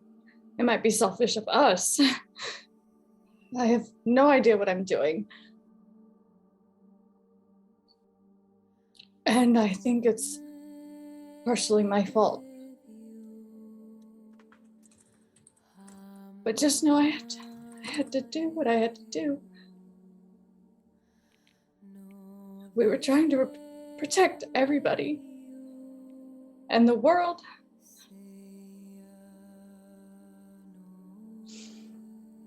I beseech you, Raven Queen, whoever you are, out of the utmost respect and honor to your champion, please, if there is any way, any chance, anything to bring them back,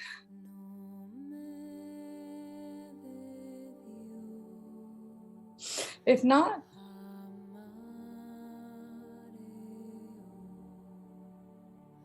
you will be honored in my home, and they will be honored. It is your decision after all. I cannot go against the gods, but I can ask.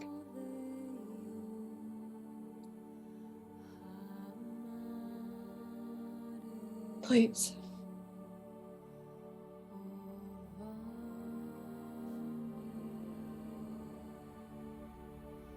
But then she'll just silently get up and wrap herself back up. I'll and actually walk plug to something more. in, Devonian, as you finish that prayer. It's as though, without the feel of a breeze, the effects of a strong wind through snuff out all the candles. The doors kind of close like a strong wind. Windows. You look around a bit. Again, fairly dark. You know Mort's nearby. Before you, moments later, lights ignite again, the flame candles. You look back, Rain's body is gone.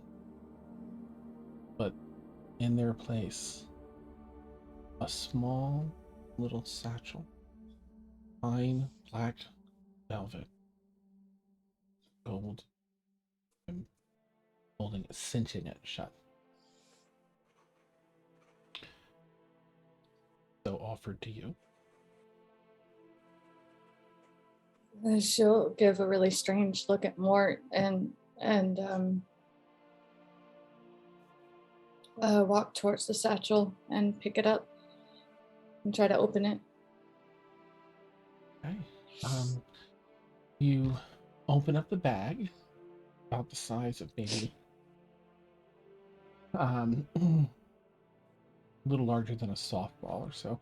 You uncinch it, and you hear it jingles a bit, and pour it out, and a feather comes out, a raven's feather, a beautiful sheen on it, along with the clanging of 7 different or rings, one for each of you.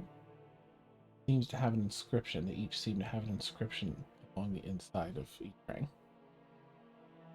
You want to read the inscription?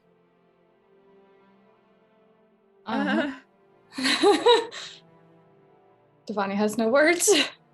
Yeah. I would like to add each ring, as you look inside the ring,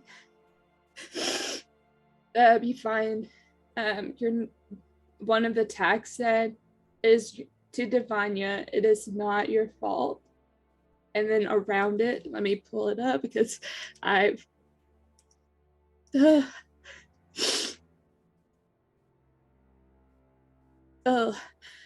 I've kind of forgot what I said. Each ring, when you read, it says, oh, where did it go? Hang on. I sent it to Dan. Forever you will be with me, around the ring. In each one, and specifically for Blueberry, he has like a little ID, and then you look at it and it says the same inscription, but with a feather, raven's feather and a dog paw. And then on it says, to my pal.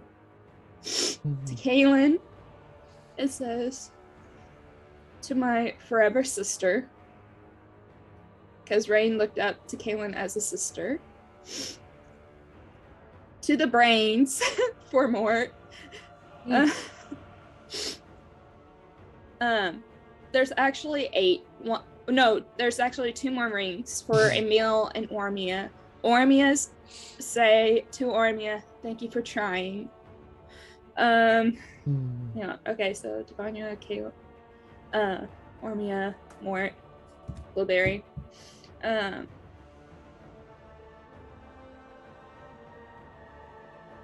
To Garrett. To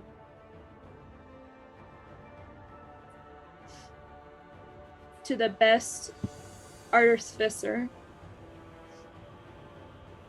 And then for Emil, to the first pal I've ever made.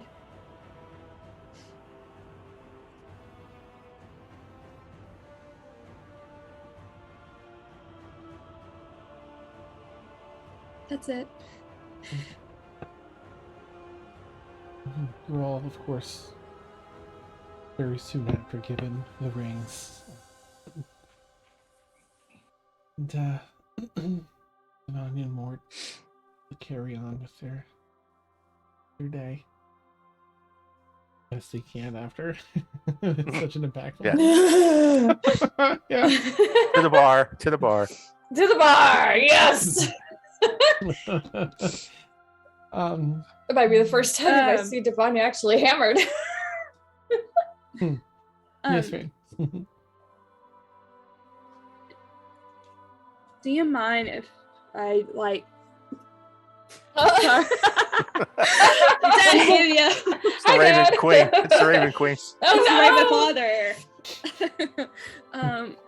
I feel like Rain would have each individually dispersed that to each of the group with like one final goodbye to everybody. Sure. So yeah, we can do it that way. Yeah, absolutely. Everyone finds a pouch at one point or another over the next day or two. Feather and Rain and her doggy. For Blueberry. Yeah. And to me, I feel like if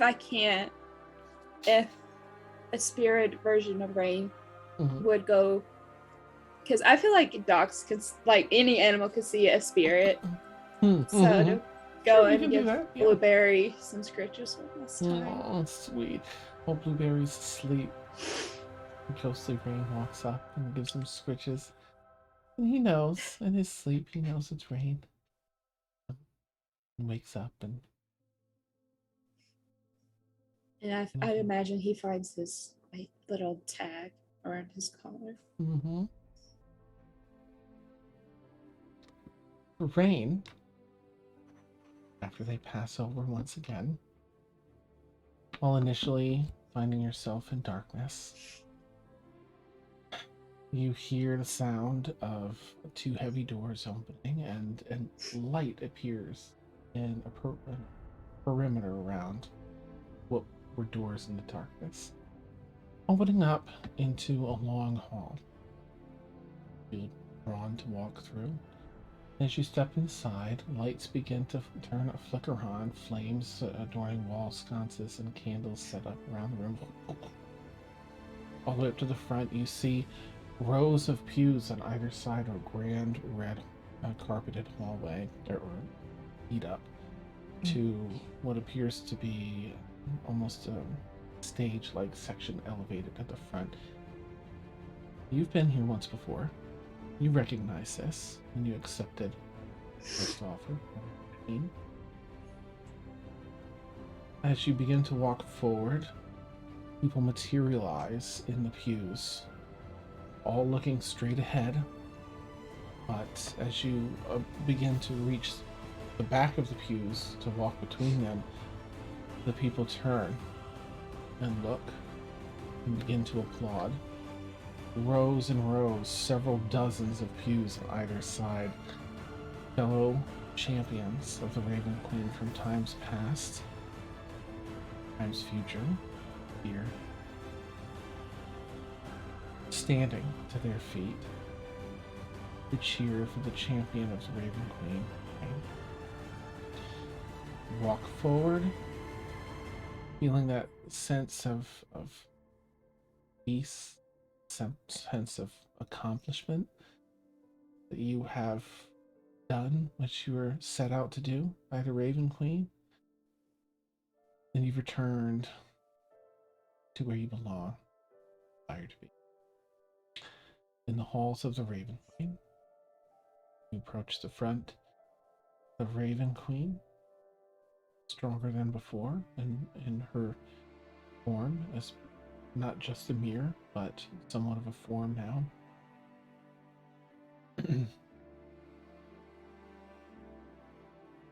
Pulls a chair close to her. It was sitting beside her. Pats on it for you to sit. Come, child. Rest with me a while. I go up and there and sit. Question: the past champions, do I spot a particularly a half elf champion? Well, I can't say that exact. I will say yes. You see a half elf champion. Yes. All cheering for you. You pull up a seat, and you know that everyone's cheering for you. You're looking over rows and rows of heroes of all time for the Raven Queen. And that's for me. Alright. My goodness. Alright, well, alright, You had landed on Mort, I did, I that's think. right. That's right. Thank Yeah. you. But I I'm can so get sorry, away with Frank. it. Yeah. It's all right. No, it's all I right. entirely No forgot. problem. I Okay. did not mean to step on your shoes. I feel bad now. No, no, that's No, good because no, I no, had no, forgotten it's that beautiful. part to do it. It's then okay, we're all rather going than through it. Okay, here we go. But I'm happy about that. Yeah, I'm they deserve it. Yes. Okay, for more. Shit. Okay. Months have passed since the battle on the Titan against the Yathats. Mort arises at the keep.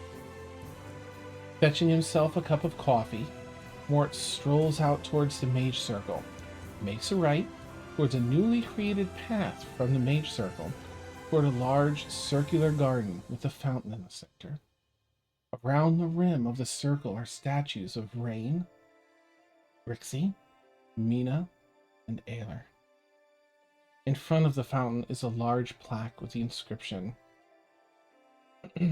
"Gone from our presence, but never from our hearts." Mort heads to the office to continue his cleanup of the brainstorming wall of all the ideas and knowledge garnered during the past adventure. Carefully removing sketches, reference material, and the many, many pages of notes. Eventually finding himself with almost a blank wall. It's so well written. Mort hears someone at the front door of the keep. Answering, it's a delivery from Zambora. Several large boxes are set down in the bar area. Starting the unpacking, he arranges framed portraits against the wall. Kaelin and Finn hold together.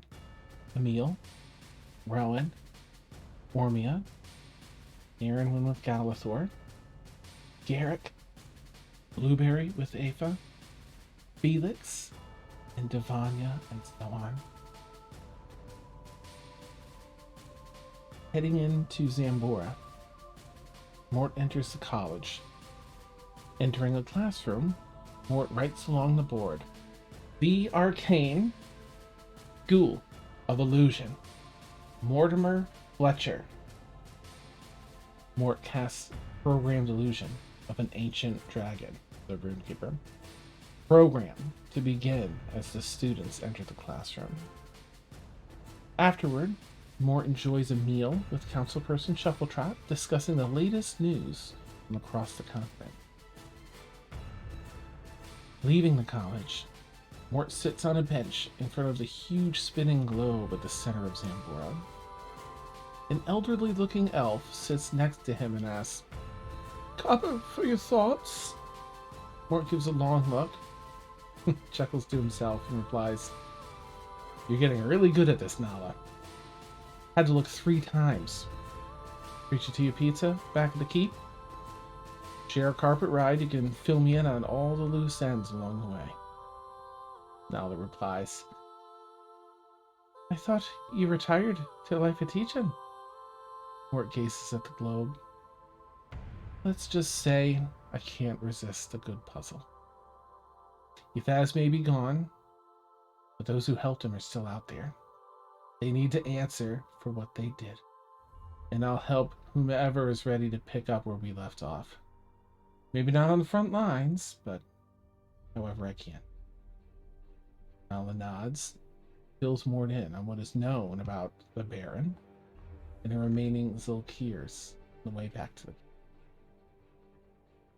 After a good meal, some good drinks, and showing off the newly arrived portraits in the bar, Mort teleports Nala to her next destination, heads upstairs, stopping once again at the office, and unwrapping a large drawing of a familiar mirror, and places it in the center of the wall. I do enjoy my puzzles. So good. Oh, goodness. Frank, Wow. I have no more tears to shed. If I did, but Oh my goodness, it's so good. Okay. Y'all are so amazing. All right. I forgot Erwin. Okay. And Erwin's tag says to the best sister, because she also looked up to Erwin as a sister. Aw. So Nice. Okay. sorry. Nope, that's fine. For Blueberry is just the best boy for as long as Blueberry's alive. Ah. Blueberry spends the remainder of his days with Aetha, making regular visits to everyone because he's in the tower and he just goes to those doors that he's got like in everyone's estates and stuff.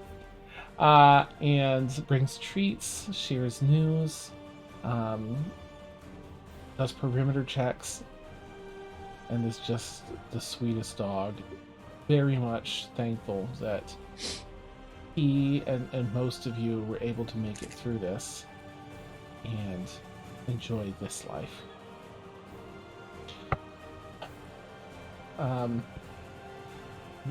Warren, you're up next with Rowan, Emil. Any order you want to do, and any ones you want to do or don't want to do? I'll do Rowan first. Okay.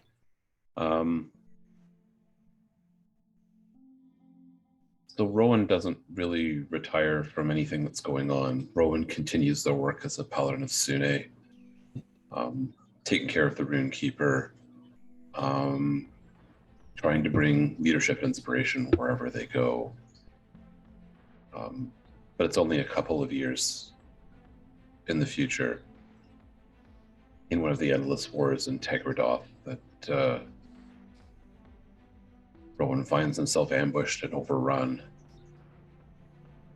They find themselves in great pain and continuing to try and fight through until the pain is like a white light that they can't see anything but the light. And into that light comes Sune's love for them.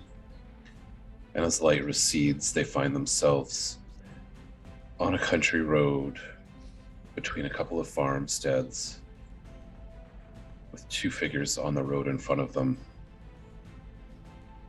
The figures come into focus, and Rowan recognizes their brothers, Pierre et Simon. Pierre et Simon was always the word that Rowan used to activate their armor in the transformation. Oh. Rowan looks up at their brothers. Kind of smiles cautiously at them. Simon, long dead, looks at Rowan and says, "Little sister." Pierre, also long dead, but a little bit wiser than Simon, looks at Rowan and says, "Brother." Rowan smiles and says, a bit of both. But then Rowan just can't stand anymore and runs over and wraps their arms around their two brothers, the only people they ever loved. And as Rowan buries their head in the chests of their two brothers, one or perhaps both says, "We're so proud of you." And at that moment, Rowan's grip on life and will to live just fades, and Rowan melts into the spirits of their brothers and passes on.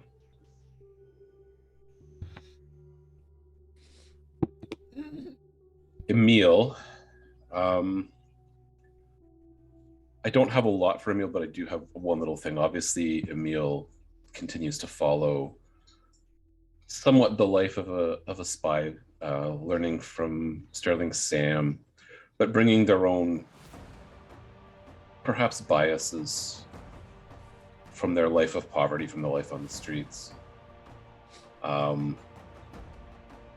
I do have a small scene. This is something that's been kind of unresolved in my head for Emil for a very, very long time. So hopefully I'll set this well.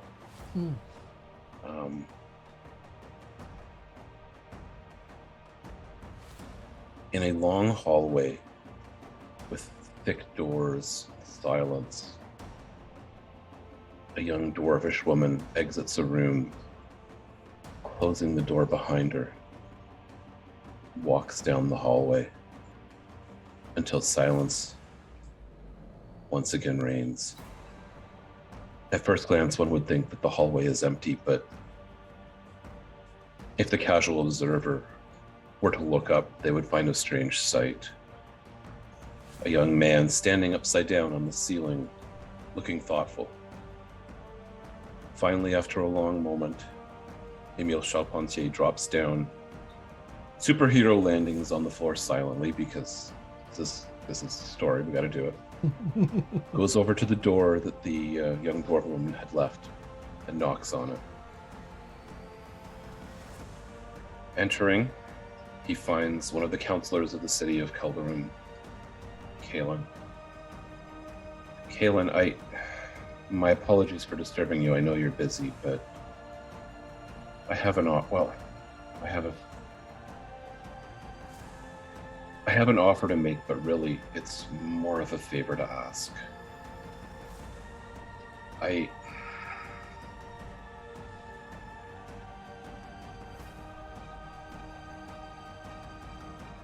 You know that when I grew up on the streets, I thought that every ruler and every politician and every lord and every king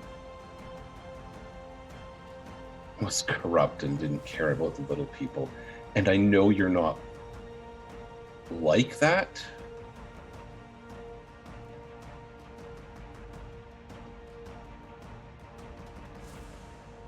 But if it's okay, I'd like to help. I'd like to perhaps bring you information from time to time, as I suppose I would do anyways, but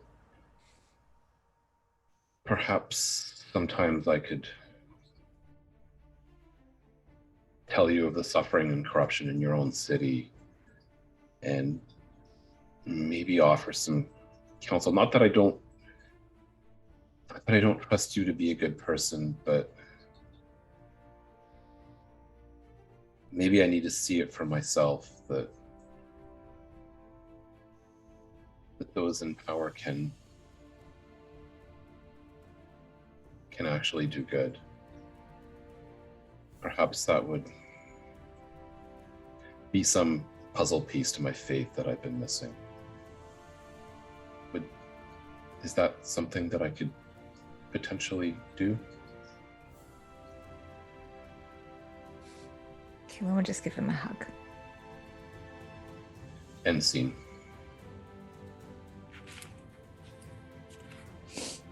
Okay.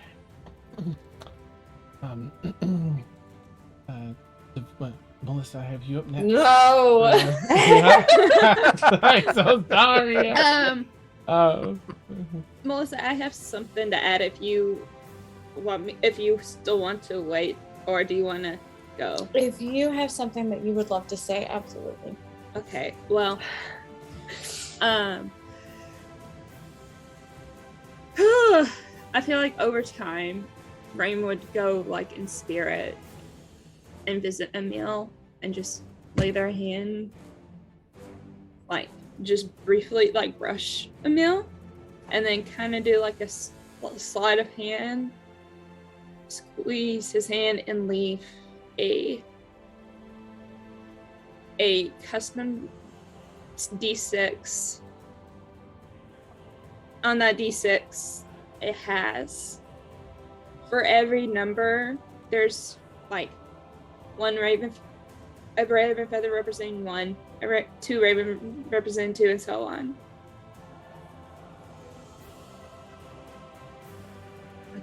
So that's all. That's it. Damn it! Now it's my turn. Yeah. Whichever What other- order Unless- you'd like. Unless if Emil. If anybody has a response to make this last longer. Does Emil do anything? No? Okay. Yeah.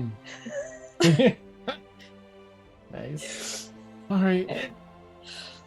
You've got this, I'm not Mason. gonna promise that I won't cry.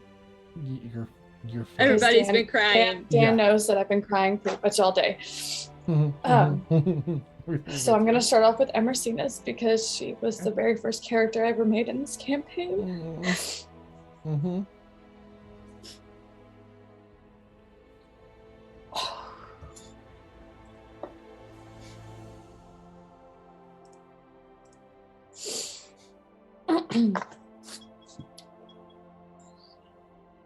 Deep breaths.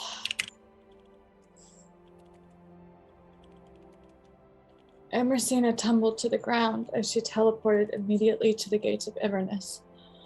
Her confusion mixed with the disorientation of hearing the voice in her mind, telling her such horrid things.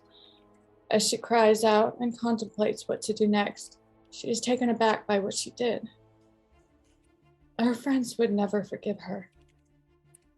Ever. A light flashes before her as she quickly figures out that something is on fire.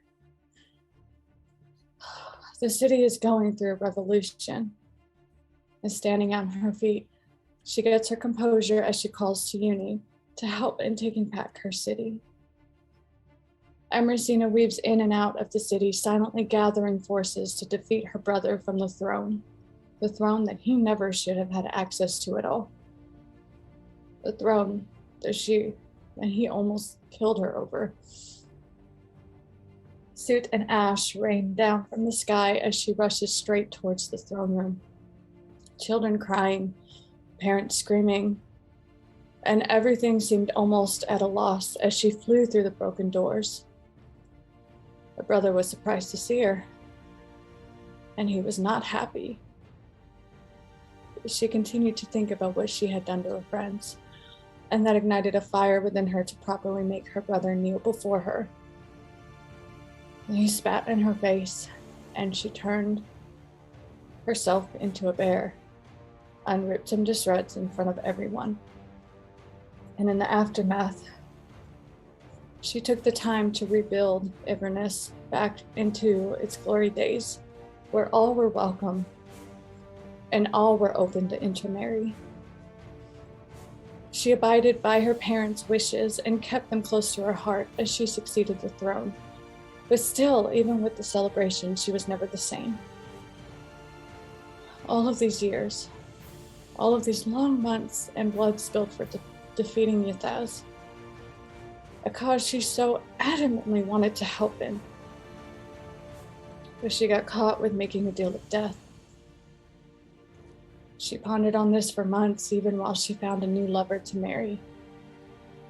A woman just as strong as Kaelin and Galathor, just as witty as Erenwyn and Ormia, just as smart as Mortimer. God. And just as contemplative as both Garrett and Felix, just as adorable as Blueberry and Astrid. just as loving as Brixie, and just as devoted as Rain, just as mysterious as Emil and Rowan, just as interesting as Aaron. She might not know all of them as well as some others, but she finally found the one, the love she was willing to share her life with. After a while, Emersina began a journey of finding and visiting with the others, if they so choose to speak with her, begging for a forgiveness that she had no right to ask of. Whether they chose to or not, it wasn't for her to decide. In the end, her city was always open to them, as she began life anew with her wife and 2 children.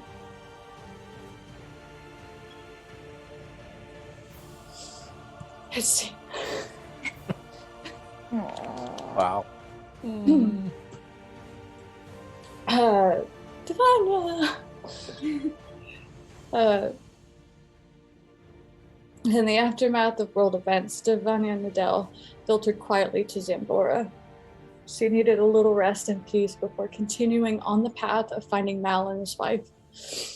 Reaching through her guild contacts, her sister and Wixley, it took a few weeks before she caught wind of them hiding within a small town on the same continent as she.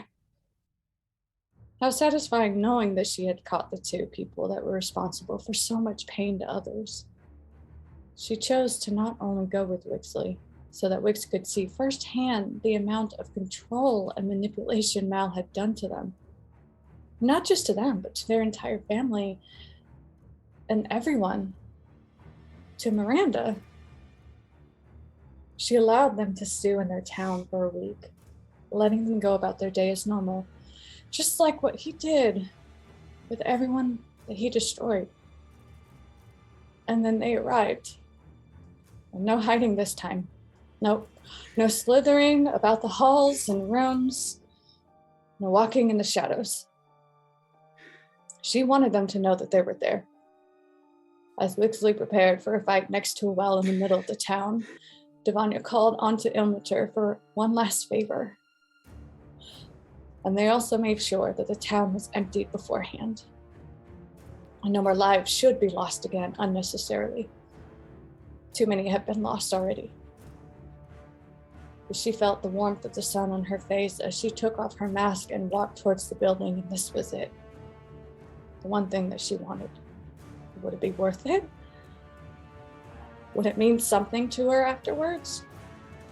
But she threw a small star sapphire at the door and awaited as the door swung open and the tears began to flow.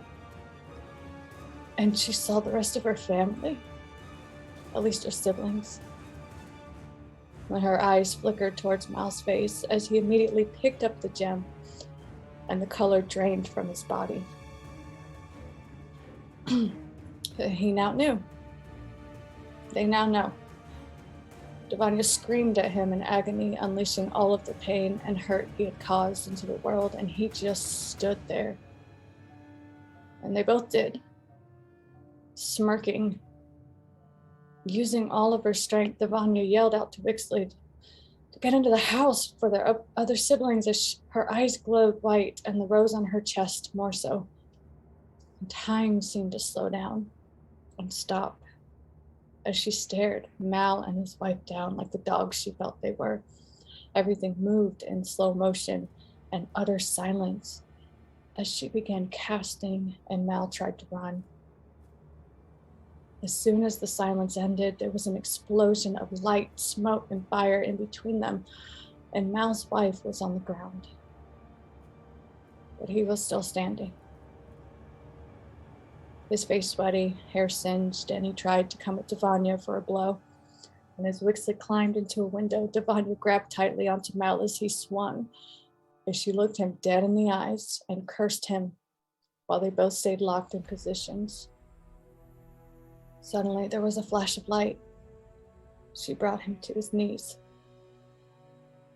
Being dead will do nothing for you, Mal. It is time that you are treated how you have treated others. She bound and gagged him and met up with Wixley on the edge of town, and they all returned to Zambora, where Mal was given a life punishment in the worst of prisons. She specifically requested that he get done what had been done to her all those years ago by his hand. With that behind him, with that behind everybody, everyone decided to go back to Miranda to rebuilding their relationships with each other, going over past memories, what was lost, what wasn't, reminiscing about their parents. It may not be the same again, but damn it, she sure was going to try to make it better. And she and her siblings were going to do that, and she sent letters to everyone that Miranda was always open to them. Eventually, Devanya settled into her own home that included a small altar to the Raven Queen in remembrance of Rain, her dear friend. And although she didn't take a leadership position, her siblings were more than welcome to do so. And she spent her days teaching woodworking, art, and magic.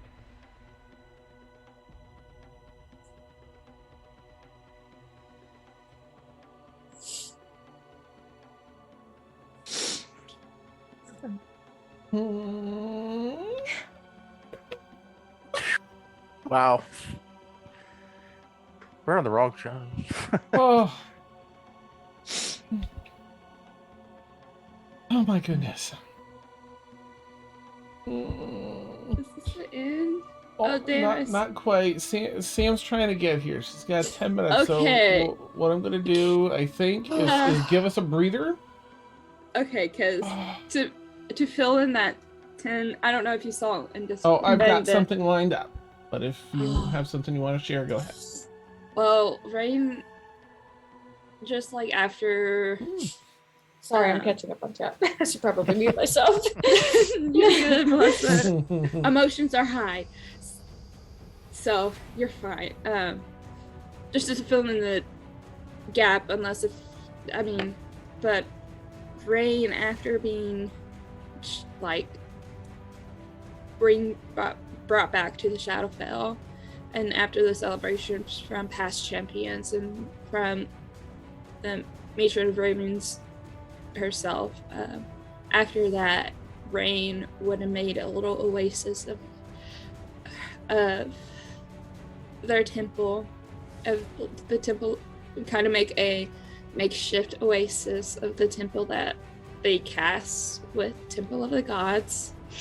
But instead of the statue of the Raven Queen and incense all around, it's a big old, like,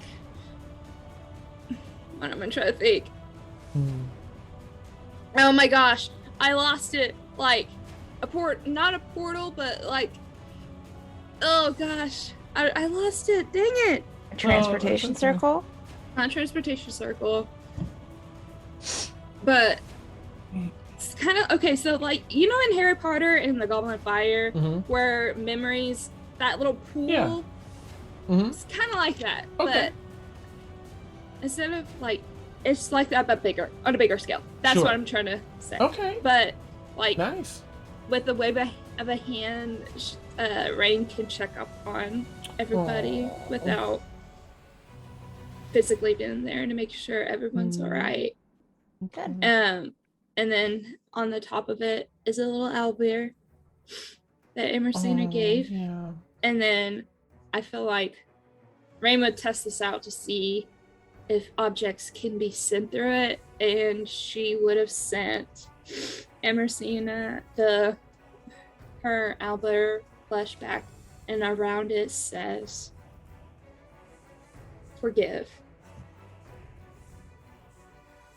So. Yeah. Okay.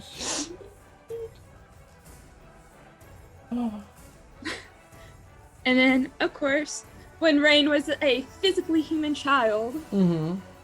Oh, the bunny. Yeah. Rain would definitely be holding on to this for a while, remembering their journey from human to where they're at now. Okay. It's so sweet. Okay. That's it, Dan. That's all for me. Oh, that's it. Just that Yeah. heartbreaking tidbit. That's beautiful, Mariah. Thank you. Oh, okay. Yeah. Mm-hmm. I mean, the decor and just like little lilies around. Because for me, I think lilies are, to me, I don't know if this is true or not, the sign of growth, in my opinion. Okay. And like, just growing around the little pool. Oh, well, the big pool. Okay. Like around it and like around. Okay, that's it. Beautiful. All right. Oh, excuse me. I was going to say, does the DM have an epilogue? I do. For the world. So I'll give some tidbits because we have a new show. It's a reboot of a show we haven't done in a while, Madbird Squawks. We'll announce all our new lineup here soon, but that's going to be coming up soon. We'd like the first episode to be as many of us here as we can to talk about the campaign, but we can share a little bit while we wait. Does anyone have a specific question about the world, its future, or anything that's happened thus far they'd like to ask the DM? Like to answer now or on the show? I'll do it now. There's so much, plenty of content for the show, so if y'all have something, let me know. We can try and we'll do our best here, and give Sam some more time to try and get home. Half asked in chat if we'll see more of this world. So, sadly, I don't think so. Aww. For those that have come to know and love Astra'Lannor and watch, our different streams across the week, they all take place within this world. I kind of had to divvy up the world into quadrants that are sealed off and tie that into the story so that the different DMs, we could have different campaigns, could have different sections in which they happen. We have plenty more, we'll have a new campaign, a little while after Stormfall. We have some other new campaigns in the works, but they're all going to be in either different worlds from one another. Whatever takes the place, or nothing can take place at Stormfall. Whatever comes next after Stormfall will be in a new world, on which I'm working and building out. I already got my character built out. Nice. World plays a little bit differently. I have no idea what's going on. We're just answering fan questions now, viewer questions, and player questions. If you all have some. I choked on my own spit. I'm so sorry. Nice. Just to try and give Sam a little more time. I figure she said about 10 minutes, about 5 minutes ago, so we'll give her like another 9 from now. Yeah. Before we've got to move forward. It's gonna be so Players, do you have weird. anything for? I'm not this campaign, but Dan. Well, first off, in half, please clip this because I'm gonna tag them. If it wasn't for Critical Role showing me what D&D truly is, I probably would not be here for the love of this game. Without you inviting me, Dan, sending me that message back in 2018, almost 4 years from me. Yeah. Yeah. Gosh. It's been a beautiful thing. 3.5 wonderful years of storytelling, making new friends. And, well, I don't know, but I tweeted out my feelings. I don't know. Well, Steph saw it. Well, I'm gonna have to find TikTok that. video. Yeah, but if it wasn't for Critical Role, I probably would not be part of this amazing story. Yeah. Well, I'm so glad you are. It's been incredible with all of you. Gosh.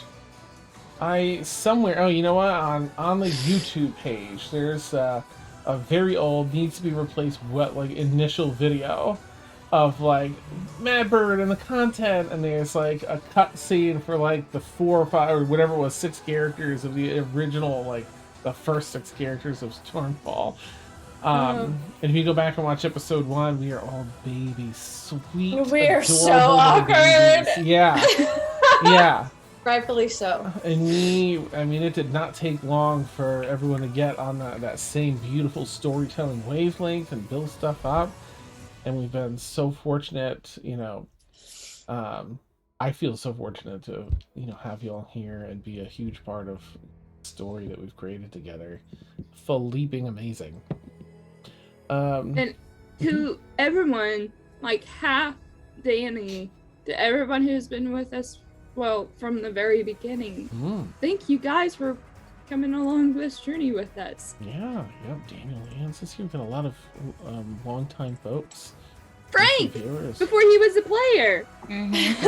Frank's the Frank is longest fun running to play with, streak. too. Yeah, oh yeah. Yep. You're a blast, sir. And that story of Just what that I definitely two things. Mort would have definitely forgiven Emersina. Oh. Oh God, don't. You got a target now, Melissa.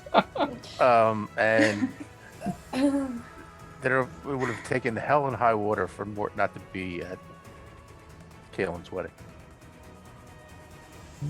Oh shit, you're not gonna be at all y'all's fucking weddings. Y'all better fucking invite me. Nice. I was going to Either say, or character, I don't care. as a joke wedding present, he probably would have gotten him the same silk pajamas he got Orin. Yes! Oh, amazing. Cat Gibbs. That's incredible. I'd I'd like to ask, I'm sorry, Mariah, I'm going to jump in because I'm really curious about this. In Emersina's epilogue, she went around and asked everyone for forgiveness. Who would forgive? Who wouldn't? Kaylin, how about you? I'll go around in squares. I think I replied earlier to Melissa that Kaylin would definitely be extremely cautious and be okay, we're gonna do this in the council building where there's plenty of witnesses and neutral ground. Yeah, but I think once Emersina would have said whatever she said, that Kaylin would have definitely have extended forgiveness, which is why I added that in there, was that she would have forgiven. Yeah. How about Mort? Yeah, Mort would have. After seeing what happened with Kaylin, he would have he would in his mind would be if Thaz was, if he wanted something, he was going to get it. So, we have Sam. Hi, Sam. So he would have Sam realized that and forgave her. Oh, that's sweet. Well, since Sam's here, I'll pause that question there. I literally ran, as soon as we were done with notes, I ran out of the theater. Naruto run. Thank you, Sam. I went down. Of course, my dressing room was downstairs. Grandma was like, I gotta make it to D&D. Awesome. Yeah. Well, we've gotten everyone set. So I'll put it right over to you. You can do either character you want to do for any of the characters. Any ones you want to do, any ones you don't. Your choice and your order. All right. So none of mine have been done then yet. None. No, we waited for you. Yep. Okay. All right. I'll start with the quick one first. A few nights after the Titan has been destroyed, Rowan will get a dream. And just during the night, the door will appear in your dreams, and on it is the symbol of Sune. And when you walk in, there's a sitting room with a nice, beautiful looking meal, and there's a drow lady sitting at one end of the table, and she'll invite you in to come eat, and she'll say, I'm a cleric of our goddess. Just wanted to tell you thank you for taking care of my friends. So Nina will thank Rowan for their help. Oh, Nina! Sorry, just wanted to make you guys cry a little bit more. We have nothing left. Yeah. Y'all look like you've been. I see some swollen eyes here and there. Oh my some gosh, tissues. man, We've been going through it, okay? Yeah. We got the tissues ready. Sorry, guys. I still have ensemble on the brain.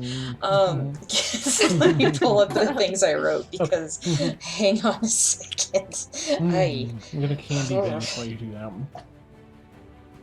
What binge? What? Oh. Oh. Nice. Candy.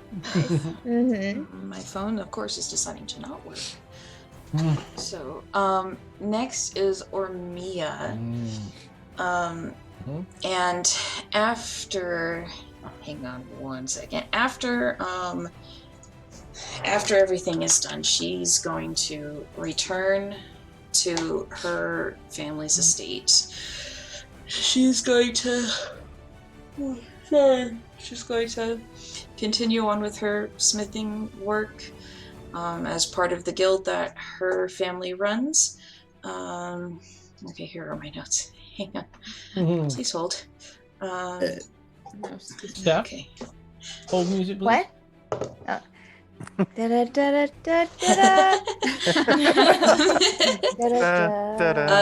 Ormia, Here we go. Ormia will she'll return to her family. She'll return to her husband because she got married after her whole rebirth thing. So they will continue to work together, and she'll just out of curiosity, like for her own closure, she'll keep an ear out and just kind of hear if Malos ever returns. It's just if his family finds him later, and if he does ever return to Zambora to be with his family, she's gonna go just pay him a visit. Just walk in one day while he's eating lunch. Go up, sock him in the face as hard as she possibly can without a word, and then just leave. Oh, I'm about to pee myself. Oh no. I'm just kidding. And that's it. She won't say anything to him. She's just gonna punch him. And then Erinwin is tied in with Calathor, obviously. Oh. Oh! Kevin said you die again! Hi, Kevin. I'm sorry. It's Tech Week. There's no such thing as rest. Oh, I know that feeling. So, while she's waiting for Galliford to finish all his stuff in the city of Doris, she's going to stay at the keep mostly and just research magic with Mort, come up with new toppings for pizza and everything, and then when Galliford returns, they will stay together. And I don't know how long it will take, Ed. She's willing to wait and just kind of go and be with him, but eventually, yes, they do get married. They do get together and they stay together. Yeah! No. That's wonderful, like that ring that he made. Yes.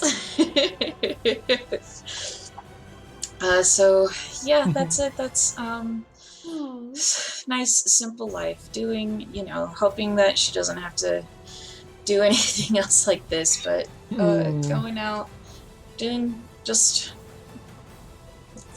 filling all of her curiosities, figuring out more about magic. She will try to find more. She'll still idly search for more rune children. Just nice. Not expecting, after what Mistress said, not expecting to meet any more, but she'll go see if there's any more, and then just spend her days researching magic and having a family. And Sam, yes, through the year, both Erinwin and Galliford gets a mysterious little pouch. I forgot how Dan explained the little pouch, but inside of it, it is a raven feather. There's 2 raven feathers, and each of the little rings have little notes, and it says to my sister, and then for Galathor to the bravest. Mm. And around it, it says forever. Hang on. What did I say? Forever you will be with me. Okay. Fine. I'll add that in regards to rune children. I'll message you. Oh, okay. No. And then Ormia gets one as well, but on the tag, it says, "Thank you for trying." Because I felt like Rain would have felt Ormia trying. Yeah, absolutely. Yeah. She'll just kind of sit there and just, after a while, she'll take part of the diamond that she used to try to revive Rain and put it in the ring. Because she has the skill to do that, so she'll do it. That's beautiful. Yeah. For Erin then, Emrysina, at one point in her epilogue, was going to go around and ask everyone for forgiveness. Would Erin have forgiven Emrysina? Yeah. Okay. That's it. She would have been, she would have been like, it's more of a, I'm glad you finally came around to be more of yourself. Okay. It's just like, I understand what it's like to not feel like yourself. So.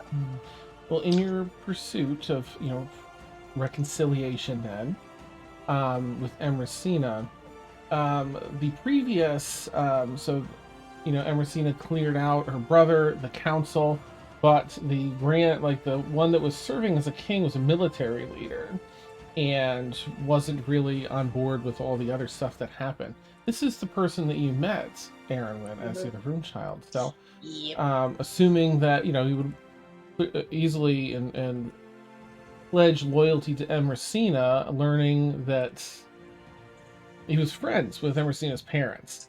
And so learning that they had been betrayed by the council would have been a really big thing for him, and that their daughter, Emrysina, was still alive would be huge, and he would pledge his allegiance to Emrysina. So if Emrysina accepted that, then Emrysina would certainly fill you in. And you would actually get some answers between Mistra a bit and your studies, comparing notes, as well as some of the deeper, skills and such that come along with being, with that background. Yeah. Finally. It's like, that was literally her drive.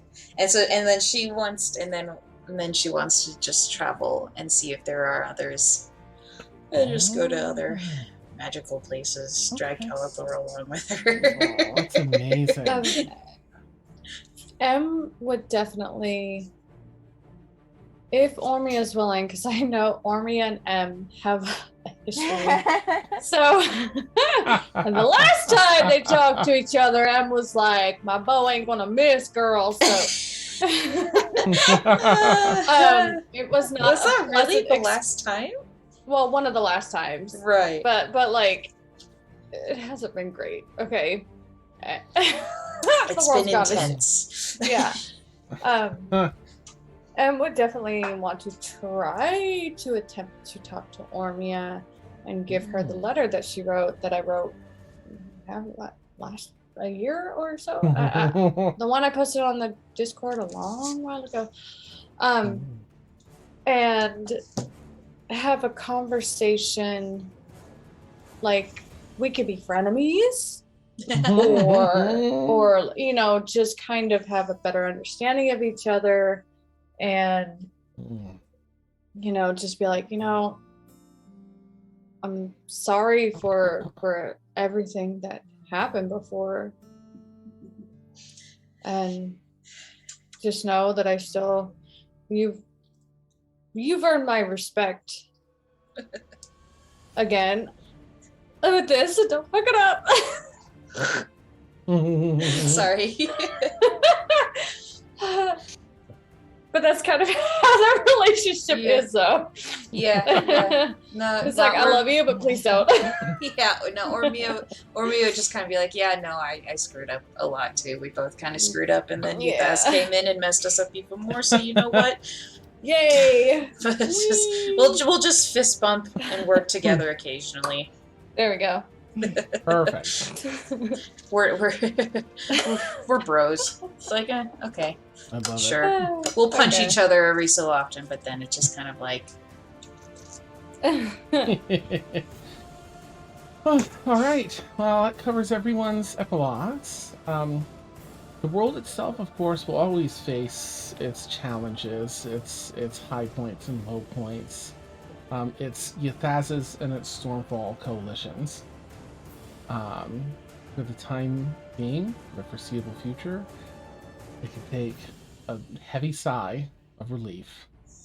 And while there's still plenty of wars and challenges and inequality and things to be tackled, there are heroes out there now. Some from the Stormfall Coalition, as Rowan fights Integradoth. Others inspired by your actions that take up their own fight and will one day be the next generation of heroes take on those big challenges.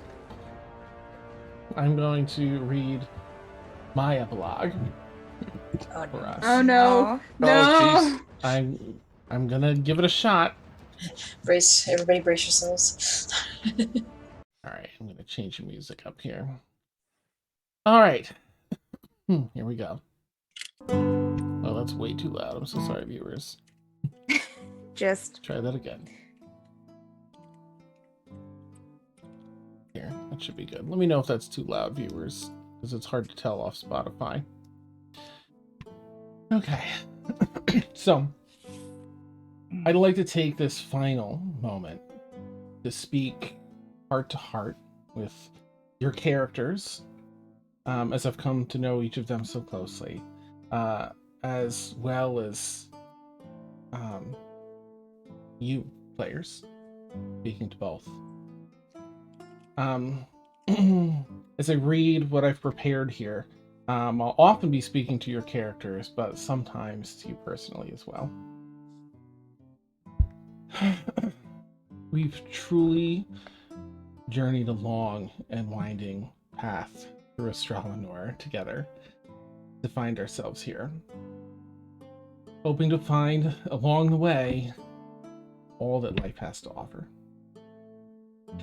Setting out on this journey with, like a child without fear, we walked into the world from many different paths and pains, but with a shared desire to do good and bring good to the world.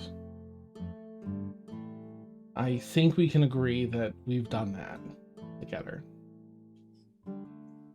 Wondering often along the way, where each split in the road would lead us. After finding paths that lead to wonder, peril, peace, and disaster, we learned to always be prepared. Prepared for both defeat and victory, joy and sorrow, and love and hate.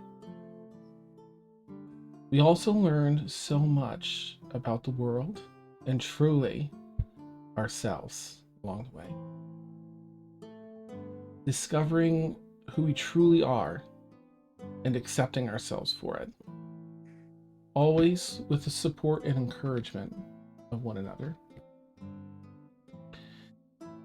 Like a tidal wave surging, we lifted each other up, supported each other when we struggled to stand on our own, cheered for one another, and cried for one another.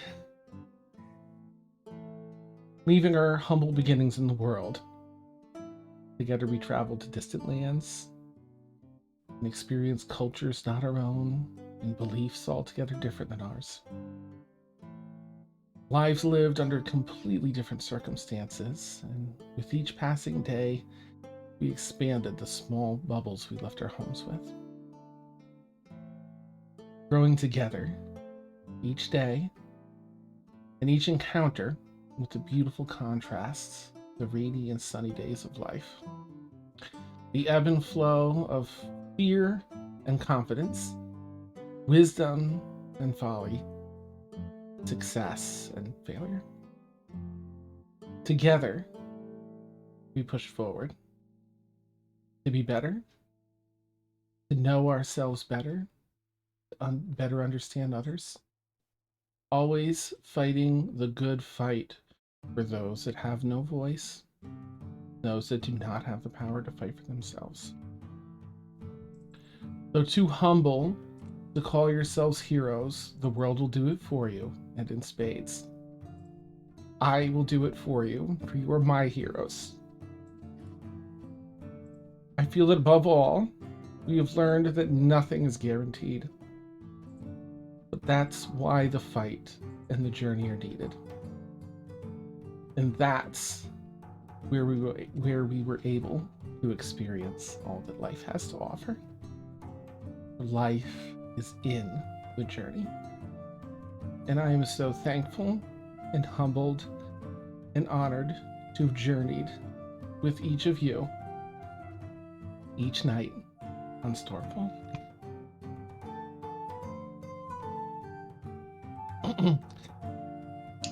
So, thank you, everybody. We love you, Dan. I love you. Love you all. And thank you so much for bringing all of us together. And thank you for guiding us on this wacky, crazy, dramatic adventure. It's been insane. Dealing with our bullshit. Beautiful, wild, insane. Hashtag less than 3. I want to thank Kev, if he's still in chat as well, or Malos, the beautiful piece of work. Wonderful. That is Malos. Art. She would, or may I would return every day, at a different time every day, and deck him. The man owes her an apology. I often still think of the portrait. And all the fun. I think of every time that Brixie messes with Mallow. Just her cat forms. Yeah. So I'll sort of wrap tonight with an announcement I mentioned a little bit earlier. So maybe not a fresh announcement, but we'll be bringing back a number of shows, but one of which is Madbird Squawks. Our talk show, we just have 2 or 3 guests from different campaigns to sit down. We'll talk about the events of the week. The first episode we'll likely be doing in another 3 or 4 weeks. I want to try and coordinate with everyone here to try and at least record it on a Friday night. So we can get everyone from Stormfall for the first episode to talk about the campaign. Insights into characters. I will have my folder with all the subfolders of every arc, every episode, NPC, homebrew items, everything ready for player questions. We'll have a spot in the Discord where you can put in your questions you want to know. A secret. You want to share that folder out with us, Dan? I might. It's so much content. Give us the content. We demand it. I will save it for my children and grandchildren. So if you're in the Discord, do we have the channel up? I think we do. The I got the Squawks command question up. stuff. Do we have that? What? Do we have the Squawks questions? Don't ask me questions right now. I am so sorry. My deepest apologies. Your mod brain on. It's in the top. It's in the priority, so it's top. Okay. We're at the very top. You have questions for our Stormfall folks, or for me, as a DM about Stormfall as a whole? Let us know. But folks, whether you're here in session 1 or just joined us tonight, thank you for being a part of this. And players, genuinely, I'm gonna struggle every Friday for a while until we sort out what's It's gonna next. be so weird not to have Fridays open. For a little while. I know, We're coming but like, back. but like, it's weird. Yeah. But as new characters? Question mark? Like I said, I've already created mine because this idea has been I've got a zillion characters that haven't been used yet, so Nice, Danny. I like to make unusual pairings, so you guys are gonna be shocked. Yes. Pizzazz. Yes. Shock. Amazement. Wow. Awesome. All right. Well, have a wonderful night, everyone. Thanks for Danny being wants amazing, you to chat. publish the Astra'Lannor setting. Oh my goodness. Well, you know what? I certainly hope to one day. I certainly hope to. That would be incredible. It's an idea that we've kicked around. So Do it as a Kickstarter. You know that people will back it, and like you like half of us are creators. Creators would back that crap up, like they backed up the Critical Role animation. And who knows? The Darris and Press might publish it too. So. Yeah, this was bittersweet. Yeah. All right. Well, we're signing off for now. If you want to see more of these beautiful, go ahead. Can I say thank you, viewers, for letting us share our story with you? Yes. Yeah. Yes, Steph. The best. Also, starting what day am I doing it on? I don't even know. In like a week and a half. Doing a new art show called the Stormfall Initiative, where I'll be working on the webcomic. The 4th? Friday the 4th? Friday the 4th of March. Thank you, Dan. Yeah. Yep. I believe it's 4 to 7. I think 4 to 7 Eastern time. Yes. Oh my goodness. Look forward. That's like one for you. We'll be doing some other announcements for that whole weekend with content. Yeah. So if you're not in the Discord, consider giving a join over there for these updates. Oh. What you got? Also, well, can we just has it happened yet?